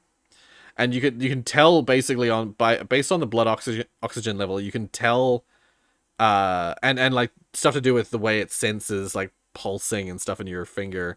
Um it was somehow able to tell whether like how many times you wake up. How many times your body wakes up in the middle of the night. And apparently based on the results, I have severe sleep apnea. So, as of my doctor visit that I had like last week, or was that this week? No, that was this week. Monday this week. They finally analyzed the results of of the sleep study and were like, "Oh, yes. Yes, I qualify, or I should qualify to get a CPAP machine, which is basically a little machine that sticks some tubes in your nose when you're sleeping. This little like mask thing that sits on and just like plugs your nose and pushes air into your nose while you're sleeping. And apparently it is like, from what I've heard from other people, I've heard about CPAP machines for years, and from what I've heard from people who use CPAP machines, it's life-changing. It is amazing. So like I am very, very keen to eventually get a CPAP machine free through New Zealand medical coverage. However, in the meantime, I'm probably I'm going to find one and I'm going to rent it so I can get some fucking sleep for once. Can't sleep apnea be reduced with some medical procedure?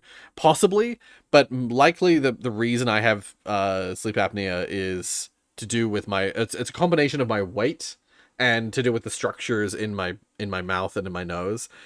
I could possibly get some kind of surgery to like tighten some of those things or like change them so that they're not blocking anymore.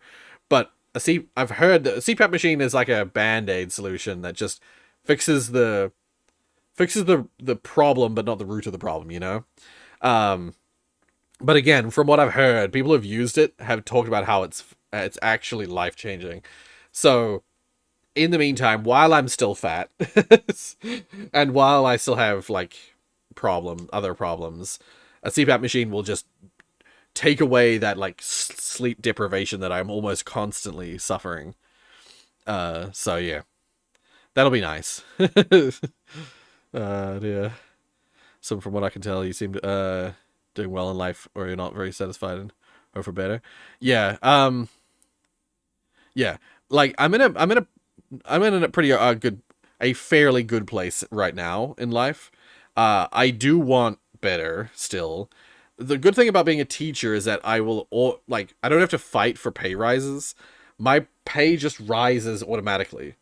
So currently, I'm willing to talk about my salary. The salary probably won't mean much to you guys though, because New Zealand dollars, and living in different countries, the salary, like what a salary means something different in every country. Like even if you just convert it to your country's salaries, it doesn't always equate. Like the equivalent salary in one country for living is different for living in another country. Like the cost of living is yeah, the average cost of living versus your salary is what's really important. So yeah, so take this with a grain of salt when if you're gonna convert it, that is. But currently I earn $70,000. I in my old job I used to earn 38,000, which was barely above minimum. Well, no, at the time it was like $3 above minimum wage. But minimum wage now, yeah, I used to earn 38,000. Minimum wage now is already over 40,000. It's like 40 to 45, somewhere around there. Yeah, I earn 70,000 currently. When I first started working as a teacher, when I first started my teaching thing, and at the start of 2024, because I wasn't a qualified teacher, I was still getting my qualification. I was only on 51,000. But then over the course of that year, it slowly went up as I learned more, until the end of the year, where when I got my qualification, but I'm still not a full-time. I wasn't still a full qualified teacher. I won't technically be a fully qualified teacher until the end of this year. But like at the end of my education, my salary went. Oh, it gradually went up to about 55,000, and then as of starting my first proper year, it jumped to how much was it? It was about 60,000, I think, and then it was no 63. I think it jumped from about 55 to about 63 or 64,000. And then towards the end of last year, so like it was like October, somewhere around there. Like a few months before the end of school, like a couple months before the end of the school year, it went from like 64 to 70, and then which was just freaking nice. And then this year, if everything continues, same time this year, like let's say August this year, it'll jump up to 76,000. And then the same time the following year, it'll go up to like 80,000. Following year, 85. Following year, 90. It basically just keeps going up by like 5,000 every year automatically. I don't have to fight for that. That just happens. Yeah, and it caps out at like 105,000 at currently. It will change. It's going to increase over time because the teachers are constantly fighting to have their salary at least rise with inflation. But yeah, currently I'm on 70,000, and it will keep increasing by about 5,000 every time. Directly converted, I'm on 57 New Zealand. Right. That's good. That's good. But then again, cost of living is different, so 54k New Zealand dollars according to some wage parity calculator. Right. Okay. That's still good though. Because honestly, how much is that's at 54, or let's say 55, that's about what Mark makes. He should be making more though. Like he is getting underpaid. But to be fair, it's because he's only just started. Like he the end of last year, he had just started at his new job.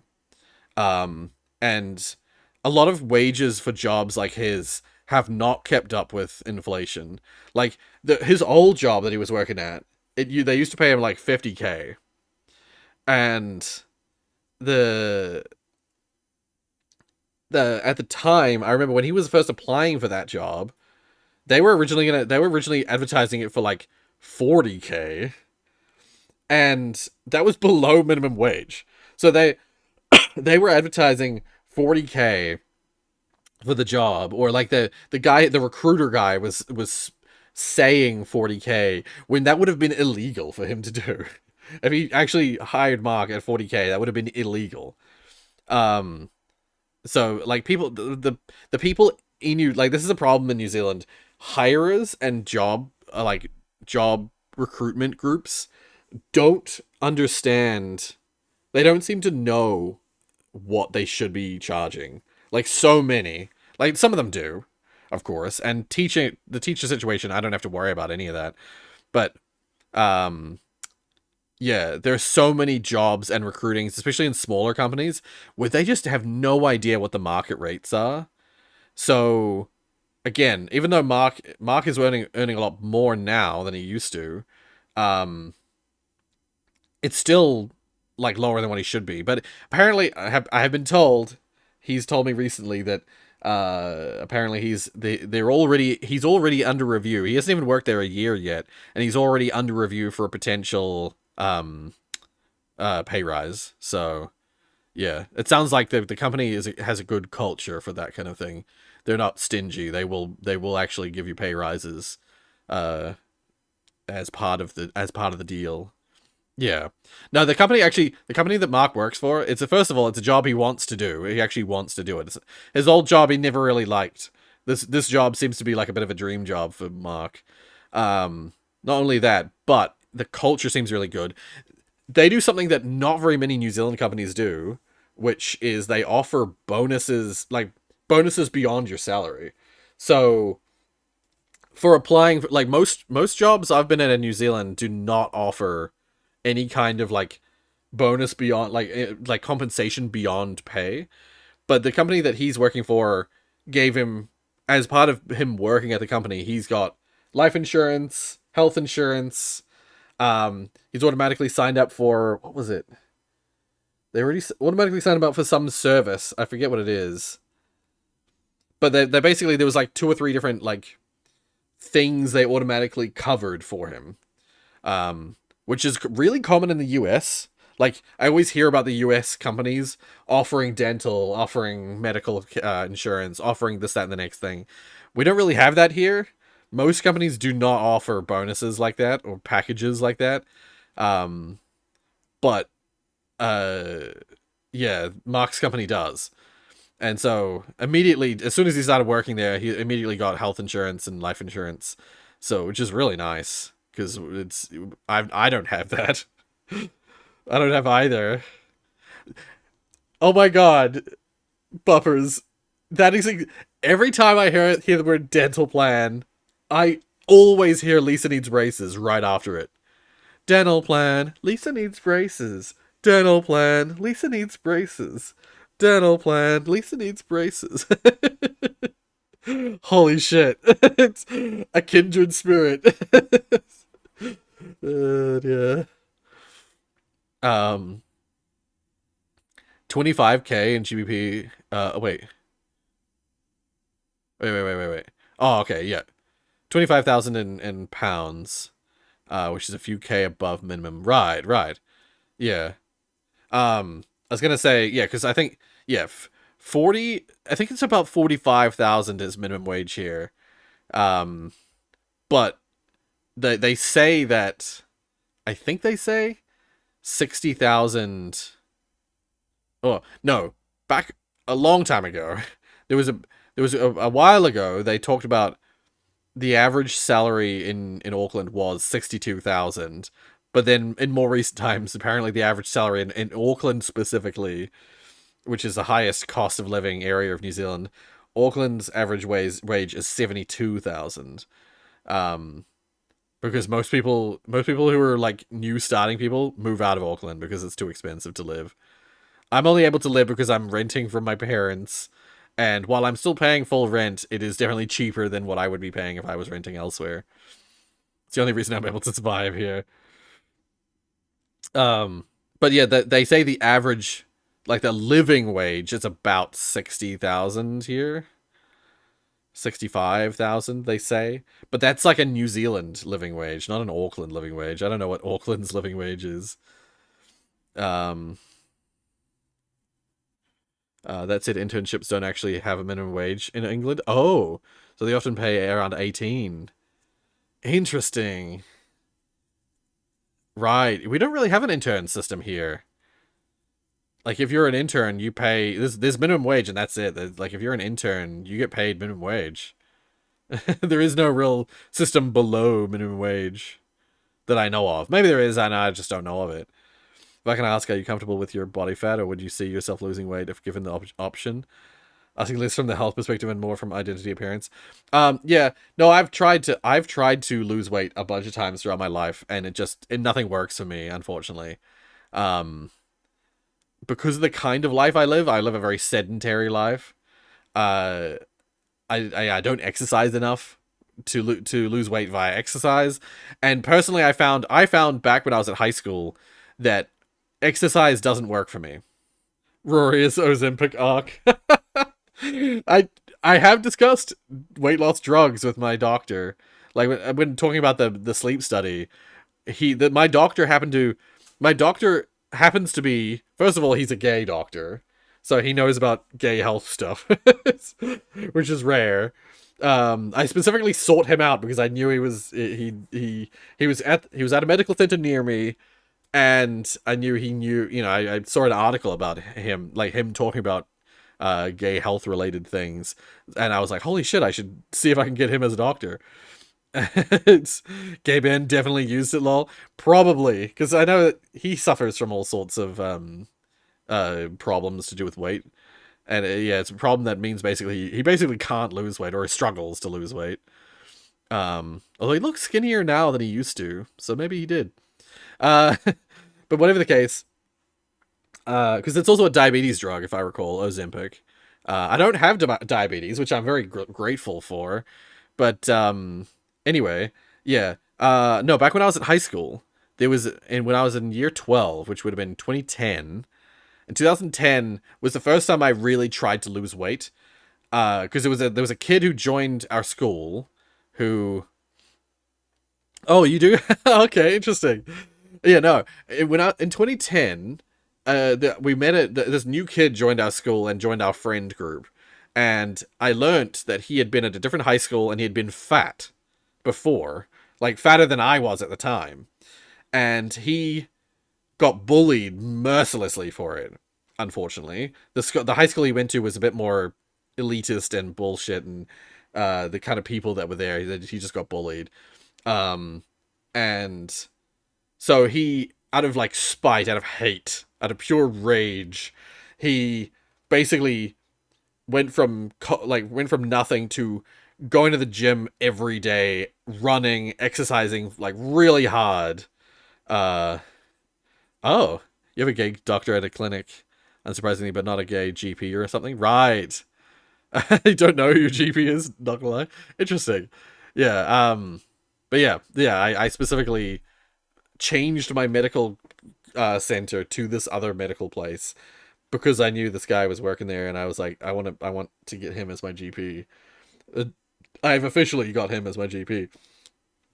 But whatever the case, yeah, and so seeing like this guy, he exercised like he basically went from being a chubby kid who got bullied to being just like every day at the gym, running, exercising, doing stuff, to the point where he looked normal.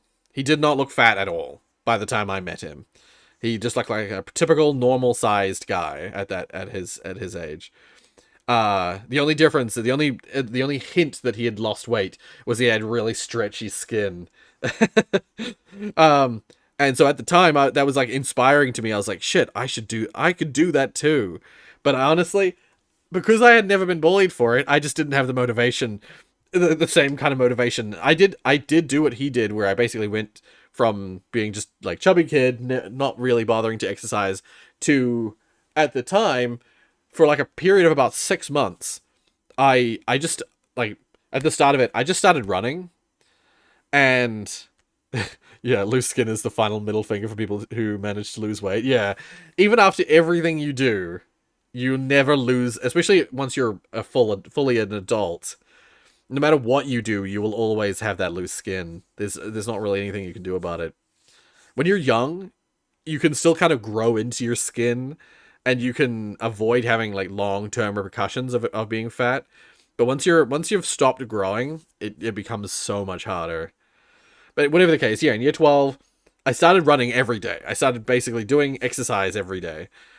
Specifically running for like trying to do like cardio weight loss kind of thing. And for that, I was really good at it. I stuck with it for that full like 6 month period. I was just like every night, before dinner, I'd go for a run. And it wasn't a very long run, but I'd do a good run. I got really fit. But I didn't lose a single kg. I didn't lose any weight at all that whole time. And I was like pushing myself more and more and more. And as I said, I got really fit. I was actually quite satisfied with how fit I was at the time.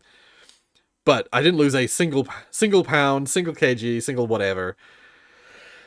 And then there was one school break. There was like a 2-week period where at the start, I'd been running up to that point, and then we went on holiday for 2 weeks, and I was like disillusioned with my progress. I was happy with being fitter, but I was still kind of like disillusioned by the fact I had not lost any weight whatsoever. Yeah, that's the problem. Surgery is expensive, and it's not covered by New Zealand health medicine stuff. So, yeah, there's I don't have the money for that. Yeah, so I'd been running for like 6 months non-stop, got really fit, and then in that holiday break, right at the start of the holiday break, I had this like almost like a depressive episode where I was like, why am I not losing any weight despite all this exercise? And I kind of, that whole 2-week period, I kind of just like I started sleeping in really late.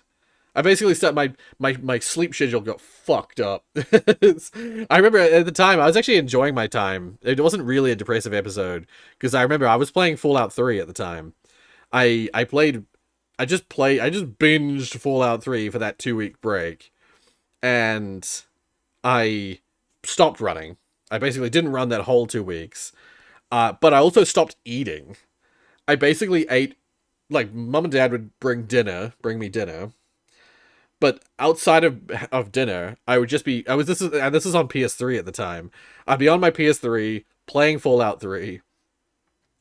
And because I was so engrossed by playing the game that I just wasn't hungry. So I would just spend hours playing Fallout 3. I'd get served dinner, eat my dinner, and then continue playing. And I'm staying up until like 4 a.m., sleeping past lunchtime. And it was, from the outside perspective, you'd think it was a depressive episode, but I was enjoying myself. I was having a great time. But that process, that 2-week period, I lost like 10 kgs. I don't know how much that is in pounds. I don't know. I don't know anything but kgs, unfortunately. But I lost like a good at the time I was over 100, but I went under 100 for the one and only time, kgs. Yeah, I lost like a little under. Oh, it was around about like almost like 10% of my body weight. Can't imagine your face slim. The ball of joy and sunshine is the essential aspect. I mean, I have gone like I've puffed out and shrunken down several times throughout my YouTube time. But yeah, I've always had a chubby cheeks kind of face. Even when I wasn't fat, you know, before. 1 kg equals 2.2 pounds. So I lost, because I lost basically like 10 kgs. So what? Yeah, 22 kgs? Wait, no. Wait, yeah, no, 22, yeah. Sorry, 22 pounds. I lost about 22 pounds, which, you know, I went from, I think I was about 107, if I recall correctly, 107 kgs at the time, and I went down to about 97, or 96 or something like that. So I lost about 10 kgs in a 2-week span. I lost a lot of weight very quickly, because I basically was starving myself. But it didn't feel like I was starving myself. I just was starving myself. And so there was like a revelation. I had a revelation there. I was like, oh my god, if I just stop eating, I can lose some weight. But of course, I actually kept my weight down for a little while, because the whole of term 4, I didn't gain any more weight. I stayed low, and I was like eating very little. I maintained just like eating not very much at all. But then over the Christmas break, Christmas food, I always blame like over that 2-week time and over like not eating very much, my stomach shrank.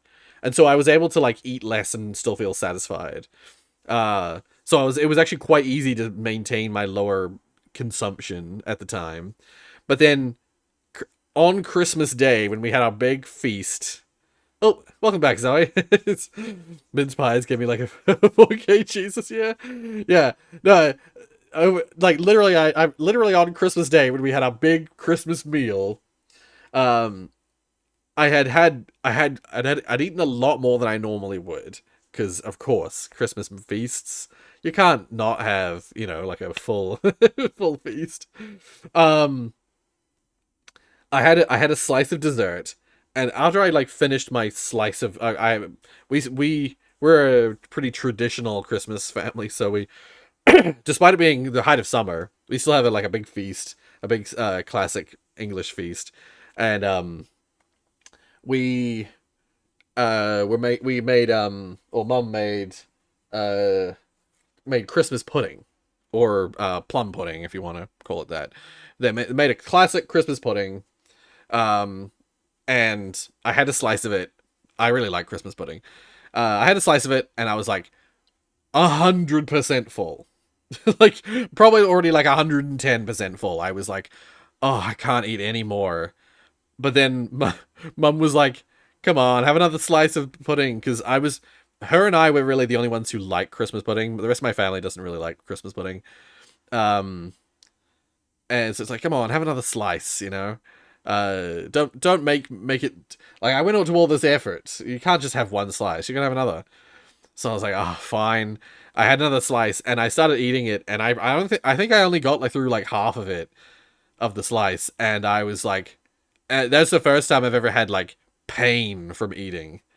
I didn't throw up, but like after I ate that like half slice, I was like, oh my god, what have I done? And I was like, oh, my stomach was actually sore from how full it was. And I genuinely think I blew out my stomach. My stomach had shrunk because of the like starvation diet I'd been on. And that feast like expanded my stomach so much that it was like, I swear I tore a little bit of my stomach or something. I had pain. I basically had like the pain of like a stomach ulcer. Basically for a little while after that, but then like in the coming weeks, like I recovered quickly. It wasn't anything that needed doctor's attention, but like the few weeks afterwards, I remember just having a ravenous hunger. I just couldn't maintain my my like starvation diet that I'd been on. My like, I call it starvation diet, like my much lesser diet that I had much lesser volume diet that I was on. Light refeeding syndrome, maybe? All I know is that, yeah, the weeks following, I was, like, ravenously hungry, and, like, all the time, and, like, going into my final year of high school, I just never got back to that kind of space again. I never managed to get back to that space where I was able to eat less and not be really hungry. And that is, I would argue that's something I still suffer from today. I still have a hunger that's beyond what I should have. Um, Although actually, I have had that. No, I've had that for years, but actually, in the last couple of years, I would actually say that my stomach is smaller than it used to be. My stomach has shrunk a little bit in recent time, but something that my doctor mentioned. I haven't lost any weight in any time recently though, and something that my doctor mentioned is that once you reach a certain threshold, because I'm a lot fatter now than I used to be when I was at high school. Um, Something that my doctor mentioned is once you reach a certain BMI, uh, it becomes almost impossible to lose weight. If you stop eating, you also die, but that's a side factor to account for you. Yeah. Um, yeah, I just remember like my doctor was saying something about the fact that like back when I was at high school, that time when I reduced my stomach size and I actually kind of lost that 10 kgs. That was probably the one opportunity I had to actually change the course of my life in terms of my weight, but I failed, unfortunately.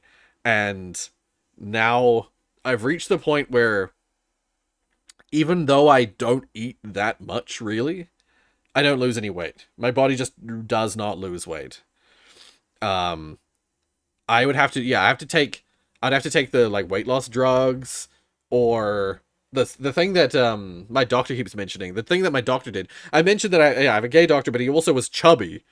A few years before I met him, he was quite chubby, and apparently the thing that fixed it finally for him, because he had the same experience. He's a great doctor for me because he has a lot of the same problems that I've had. He used to be chubby, um, but apparently he tried the exercise, he tried dieting, he tried the weight loss drugs. Nothing was working for him, but he's managed to lose weight. He looks good now, and it's because apparently he had the stomach surgery that they tie your stomach up, that basically massively reduces how much you can eat. And I don't know exactly what it does or how it works, but stomach band, I think they call it. Um, he might have taken Ozempic, but I don't know. Ozempic's kind of a new drug. I think he was taking these a few years back. Um, Probably like 5 or so years back. So I don't know what he would have done. It wasn't a It's not a gastric bypass. No, gastric bypass is like a full, like you're rerouting things. I think this is a gastric band surgery. I think is what it's called. It basically forces you to eat less, but like in a way that makes it so you still feel satisfied by much smaller amounts of food. Um, and I don't know if there's anything beyond that how it works, but all I know is that apparently for him that was the thing. He had the gastric band, I think it's called, and since then, in the last couple of years, he has lost a ton of weight, and he looks a lot better now. Looks a lot healthier now.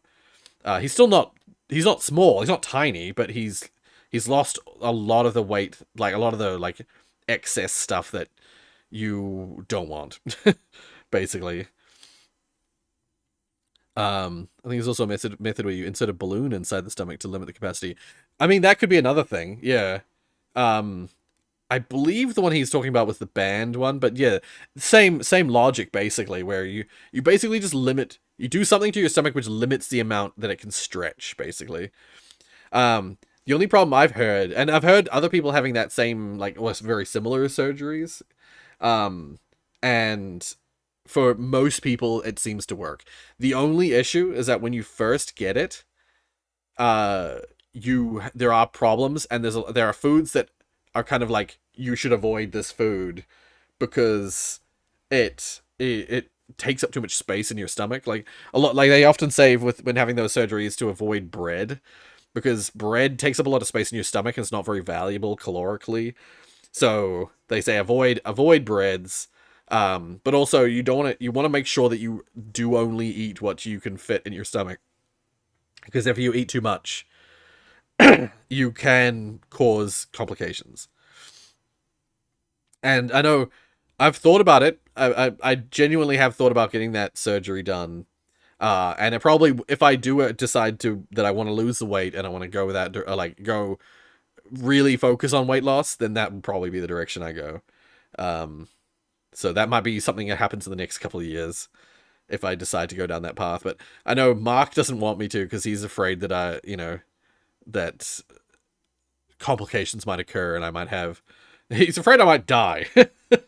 He's afraid that there might be complications with the surgery, or that there might be problems that I have with the band. Yeah, the doctor eats your stomach pretty much. Now I'm just imagining it like in a surgery. They're doing all they're making incisions and like getting at the organ, and then he's just like blood all over his face. Well, I can fit a lot in my stomach. Time to eat a lampshade. Yeah. No, actually, so that is something I've actually noticed in recent times, is that I have bigger eyes than my stomach these days. These days, it's like a cognitive issue that I like. I think this will be the right amount of food, and then when I go to eat it, I'm like, oh, that was too much. It's, I haven't experienced anything like what I had that Christmas, where I like felt like I blew my stomach out. But yeah, these days my stomach is a lot smaller than it used to be, but I have not lost any weight anytime recently. I tried to join a diet for my brother's wedding. I tried to join a diet for like a month and a half before my brother's wedding to lose some weight, and I lost like 2 kgs, which is like, what, 4 pounds, 4.5 pounds. Yeah, in a month and a half, I lost like 4.5 pounds, which is nothing really. That's like, for me, that's standard deviation. At the time when I was doing that weight loss diet, anytime I'd weigh myself, I won't say what I am now because it's kind of embarrassing, but anytime I'd weigh myself, I would vary by like 2 kgs. That's like my standard variation. So to lose 2 kgs on that diet was pretty pathetic. And it was a terrible diet for me, because it was a diet that was like, you had to constantly prepare small meals. It was basically like a snacking diet almost, where it was like your main meals were pretty small, but then you'd have like a sandwich like between your meals, and you'd have like a yogurt or something at some point of the day, and then you'd have like this other snack thing at this other time, and it turned my days into like constantly having to think about food. It was the complete opposite of what I needed. It was what I was paying for as well. It was a freaking expensive like group to be with, but it did not work for me at all. It was way too constantly focused on food. Everything became about what's, preparing for or planning for my next like thing I had to eat. And I hated it. I hate that. I'm a one and done kind of person.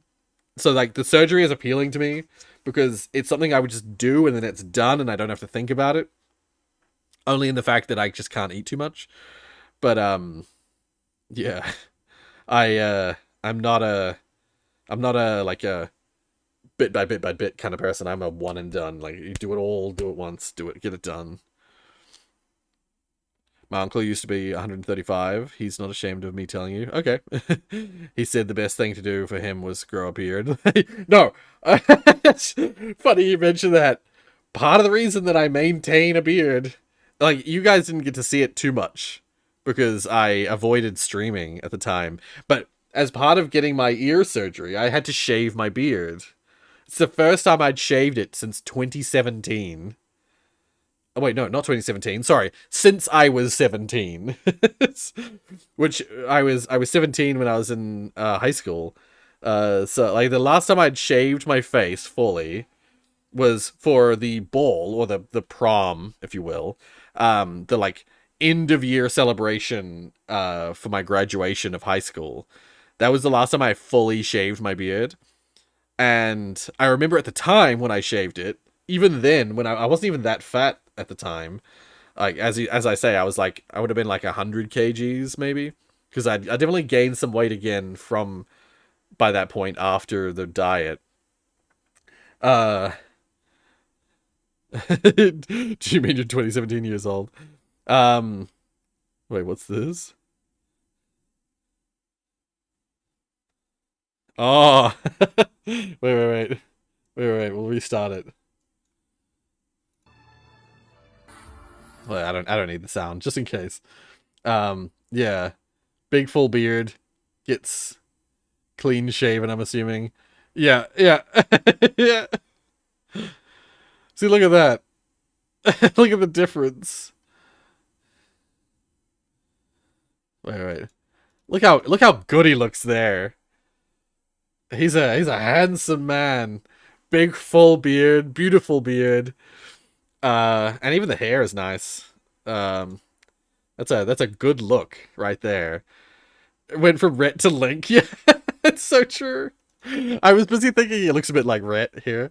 But he's got the nice chubby cheeks as well, like I do. But yeah, that's the thing. Back in 27, like back in when I was 17, I already had facial hair at the time, and it hid my double chin. When I shaved it for the graduation at the end of the year, I did not like what I saw in the mirror. Because I still had the long hair at the time, so I went back to looking like a girl again. So that was the thing. When I first started growing my hair out, I didn't have facial hair, so people would mistake me for a woman all the time. I guess a kind of like ugly looking woman. Um, and so when I shaved it for my graduation, I went back to looking like a chubby woman again. Um, and so, and yeah, like, yeah. I had just like a big double. My double chin wasn't like that, and it still isn't really like that. Like I definitely have a double chin, but it's not that bad. That's unfortunate. His double chin. Uh, he doesn't look very like he doesn't look as big as me. He doesn't look as chubby as me, but he's got a really big chin. It's unfortunate. Um, but yeah, I remember I went back to having a double chin, Patreon exclusive. Shaving stream win. um, but I still have pictures. I have pictures of when I had my no beard. But yeah, so yeah, when I was 17, shaved it, kind of hated it, vowed that I probably would never shave my beard again. And I kept my beard for years and years, and my beard never gets that big. It never gets like his one. He's got a beautiful beard. He should never shave it. He should keep it like this forever. That's a beautiful beard. My beard doesn't look like that. I wish my beard looked like that. But yeah, my beard never gets that long. It's sort of almost its max length now.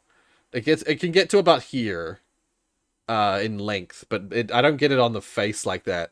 Or the sides quite like he has it. And I don't have the deep, strong mustache like he has. And actually, this space also stays pretty bland, like pretty plain for me, unlike him. But whatever the case, yeah, no, I kept my beard, and I only ever trimmed it, and like, yeah, when I had that surgery, when I had to get my ear surgery, they were like, oh, the oxygen mask needs to fit tightly to your face, it needs to be snug. So we need to shave your beard. And they talked about possibilities of like not having to shave at all. But in the end, we ended up just shaving all of my beard off. And yeah, looking in the mirror, I had my double chin was back. And God, I looked awful. I looked tired and old. Like when I shaved my beard, I looked like in my 40s. Like I looked like an old man. I looked so much older than I do with the beard. Check Discord general chat.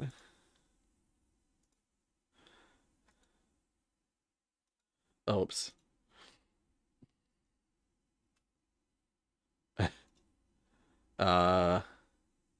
What's this? Instagram? Good morning, every pluie I hardly slept for. Oh wait.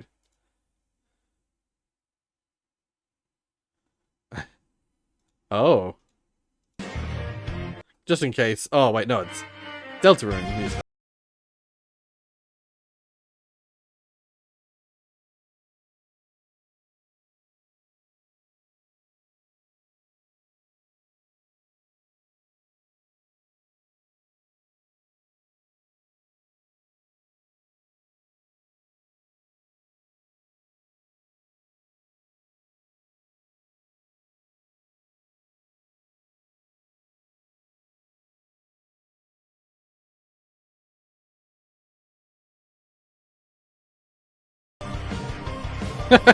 This fucking picture right here.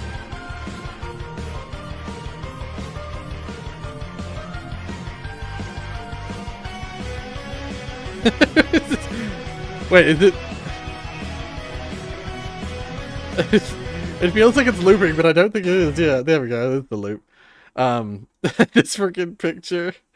It's so true. It's so true. Anyway. Yeah. But whatever the case, yeah, having to shave my beard for the surgery was traumatizing. And it totally brought back the reason I was like, yeah, I'm definitely keeping the beard. I don't ever want to shave it again. Again, I might have to if I do that stomach surgery, but ideally, I never want to have surgery. I never never want to have to be put under again. If that means I have to have my beard shaven again, I never want to do it again. I have the beard. It hides the double chin, keeps me looking youthful. Does my stomach have a beard? A little one. Yeah, no, that's the good thing is that thankfully by like the end of October, so like 2-3 weeks after my surgery, it was already looking good enough that I streamed. I'll just really quick open up that stream that when I first got back, when I first streamed after the surgery. Yeah, the stream called I Survived. This was the yeah, see, look at that. That's what I looked like at the end of October. Yeah, 2nd of November. This is what I looked like. Hey guys. Rorius here. Sorry. Still very short. But it was good enough. You can still see my double chin there. But it was good enough that I was like, okay, we'll stream. Who's this guy in the corner? Yeah. Bedridden Rory. Yeah, I'm on the same couch, but I was literally like, I still got the blanket as well. I was like tucked in with my pillow on the back. To be fair though, I had been back at work for like a week and a half by that point. Like, actually, it was like about 2 weeks back at work. Because I had the surgery right at the... Yeah, that's right. It was right at the start of the month that I had the surgery. It was like the 2nd of October. So this was like a month after the surgery. So this is what it grew back. This is how much it had grown back in a month. Wait, I closed it again, didn't I? What was the next stream I did after that? So I survived. Next time I streamed was the end of November. So the 30th of November. So like a month after that. So let's have a look. So yeah, a month. So 2 months after surgery, and I already basically looked the same as what I do now. And so like, doesn't my face look so significantly better with a beard? Yeah. Like that, yeah. 1 month after surgery, me with like half beard.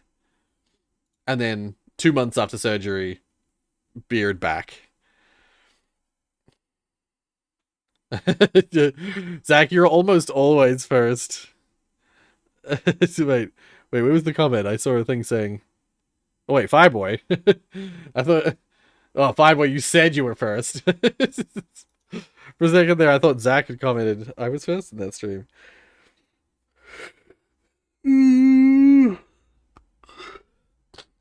But yeah.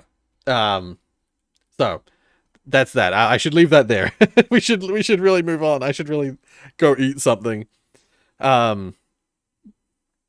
Yeah, so part of the reason I have a beard is because it it keeps me it keeps me from looking like I am an old man. Oh, what the heck? that Bob video thing was Bob game was still there. Chipotle chat. God damn it. Wait, I thought you must have posted something.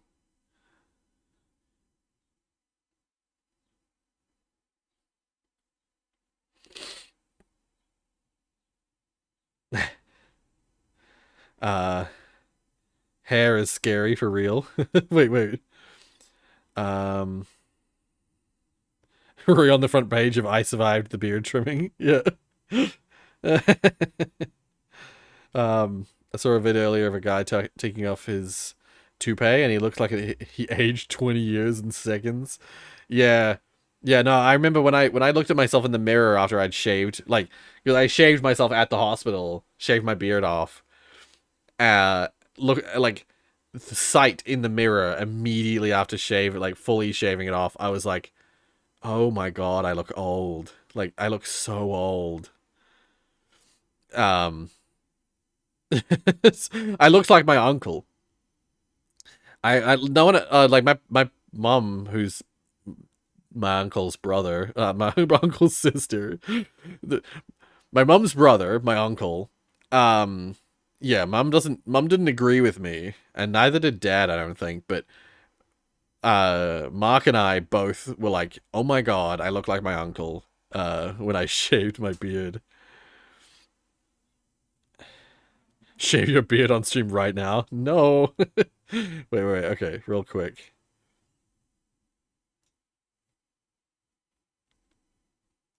Wait.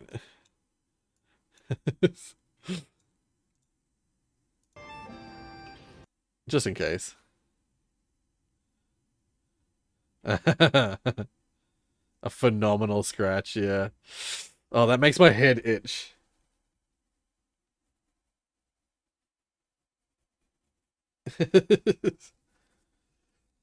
I am glad to have, like, seemingly a fairly, like, my hairline goes back quite a ways. Like, if I take my headphones off, ugh, my hair is greasy.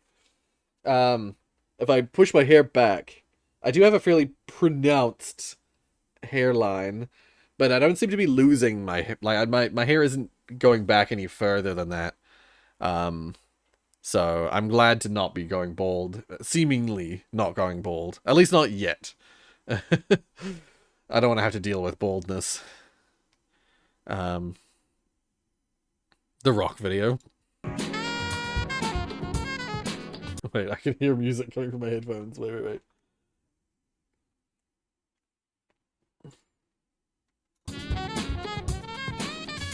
This might be copyright claimed, so I shouldn't have the audio on. But yeah. It's just a 3-minute video of a spinning rock expecting something. I think I skimmed through it, but I didn't see anything. You are now manually blinking. The blinking one doesn't really affect me too much. But the you are breathing manually fucks me up. I almost always like yawn straight away. And then I have to really like focus to actually breathe. That one always screws me up. It's just majestic. Yeah. It's a fully 3D rock. I'll get you next time. It's manual breathing and your tongue. There's no comfortable place in your mouth for your tongue. That one fucks me up as well. Yeah. But yeah, anyway. That was like an hour of talking about the submission system. Do I still have that pasted here? Wait, let's have a look. No, I don't. But oh wait, I have it in the description. Hold up. Wait, where is it? How do I edit that live? Oh wait, edit. Here we go. Copy this. So, one last mention for those who weren't here at the start of the stream. Some, I'm streaming. I'll park behind you.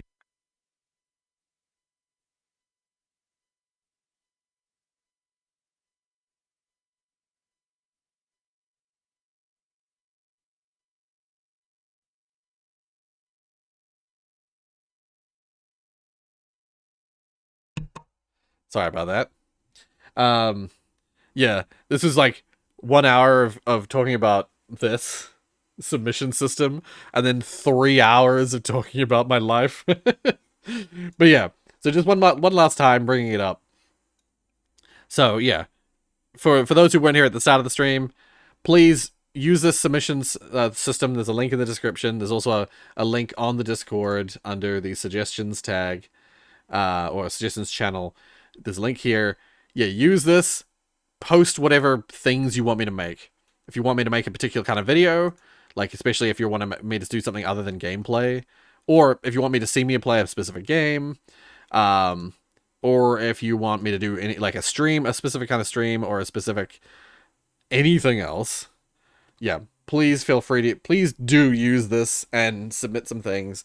And I'm gonna use it less so as an archive for all your suggestions, and more of like some people have suggested these things recently, and if there's like maybe a consensus or something really cool in there, I will try and do those on a semi-regular basis going forward, because school's about to start back up, so I'm only gonna be able to stream like occasionally, stream or do videos occasionally. So yeah. And yes, the tongue. The Yap stream was fun. Yeah, it was a good stream. I'm glad to have a stream where it was like majority it's like one place where a ton of Rorius lore was said. So people who if anyone wants to make a video of Rorius lore, like Tiana years ago made a Rorius rant video. I think it was a Rorius storytime video where I was talking about something that happened at uni. She used a stream, clips from a stream where I was talking about that project, and made a little like storytime video. If anyone wants to do that, this is a good stream to go to. Good one to like bookmark for future purposes. I played Blueprints while still having Katamari window running. I did. And that's why if we refresh this, if we go away and then come back, oh, it's not gonna update. I was gonna say this should update eventually. Probably updated because I played Blueprints. Let's say let's go back in and just menu. Oh, tab. Quick game. Yes. Oh crap! I don't know if that would have saved the tutorial. Oh well. It's quick. Oh, it does. Oh wait, no, that was loading them. Shit. When I go to play it again myself, I'm gonna have to. Yeah, last save is 7:23. I bet this is a save with nothing in it that just doesn't even have the tutorial done. Yeah, so apparently I've played We Love Katamari for 4.5 hours, and I've only done the tutorial. If that. Yeah. But yeah, anyway. Yeah, thank you guys so much for joining me. It was a good stream. I'm glad to see a lot of you turned out and hung out with me. And I actually really like doing these like hangout streams, so yeah. We'll probably continue to do these on a semi-regular basis. And I might have to turn these into the new like Reddit streams, because I haven't done a whole lot of Reddit stuff recently. And it's because a lot of people were getting sick of it, because that was the only thing I was streaming. Because when I had the obligation to do it monthly, yeah, people, like it was turning into the only things I was ever making, and people weren't happy with that. So, yeah, I'll if I return to doing YouTube more commonly, like more regularly, then I'll return to doing monthly Reddit streams. But for now, yeah, probably less Reddit streams. I'll still do Reddit streams occasionally, but more so just chat streams and any game streams that I can do, and any other content that you guys suggest on the suggestions thingy. But yeah, thank you guys so much for watching. I'm gonna eat this nectarine and cure my headache. I think it's just a lack of moisture headache. Probably a talking too much headache, actually. But yeah, anyway, see you guys. Have a good rest of your day. And if I don't see you over the weekend, have a great weekend. I still have a couple of, other than the weekend, I still have a couple of days off next week. So there should hopefully be another stream before I start working again. But we'll see. We'll see how it goes. Good lunch. Thank you. I shall have I'll probably have more than just a nectarine. I'll probably have a proper lunch. And hopefully I'll find something good in the house. Yeah. Thank you. Thank you so much for watching. And lack of beard thought. Lack of beard thought headache. Yeah. See you guys. Thanks so much for joining me. I'll catch you next time. Bye.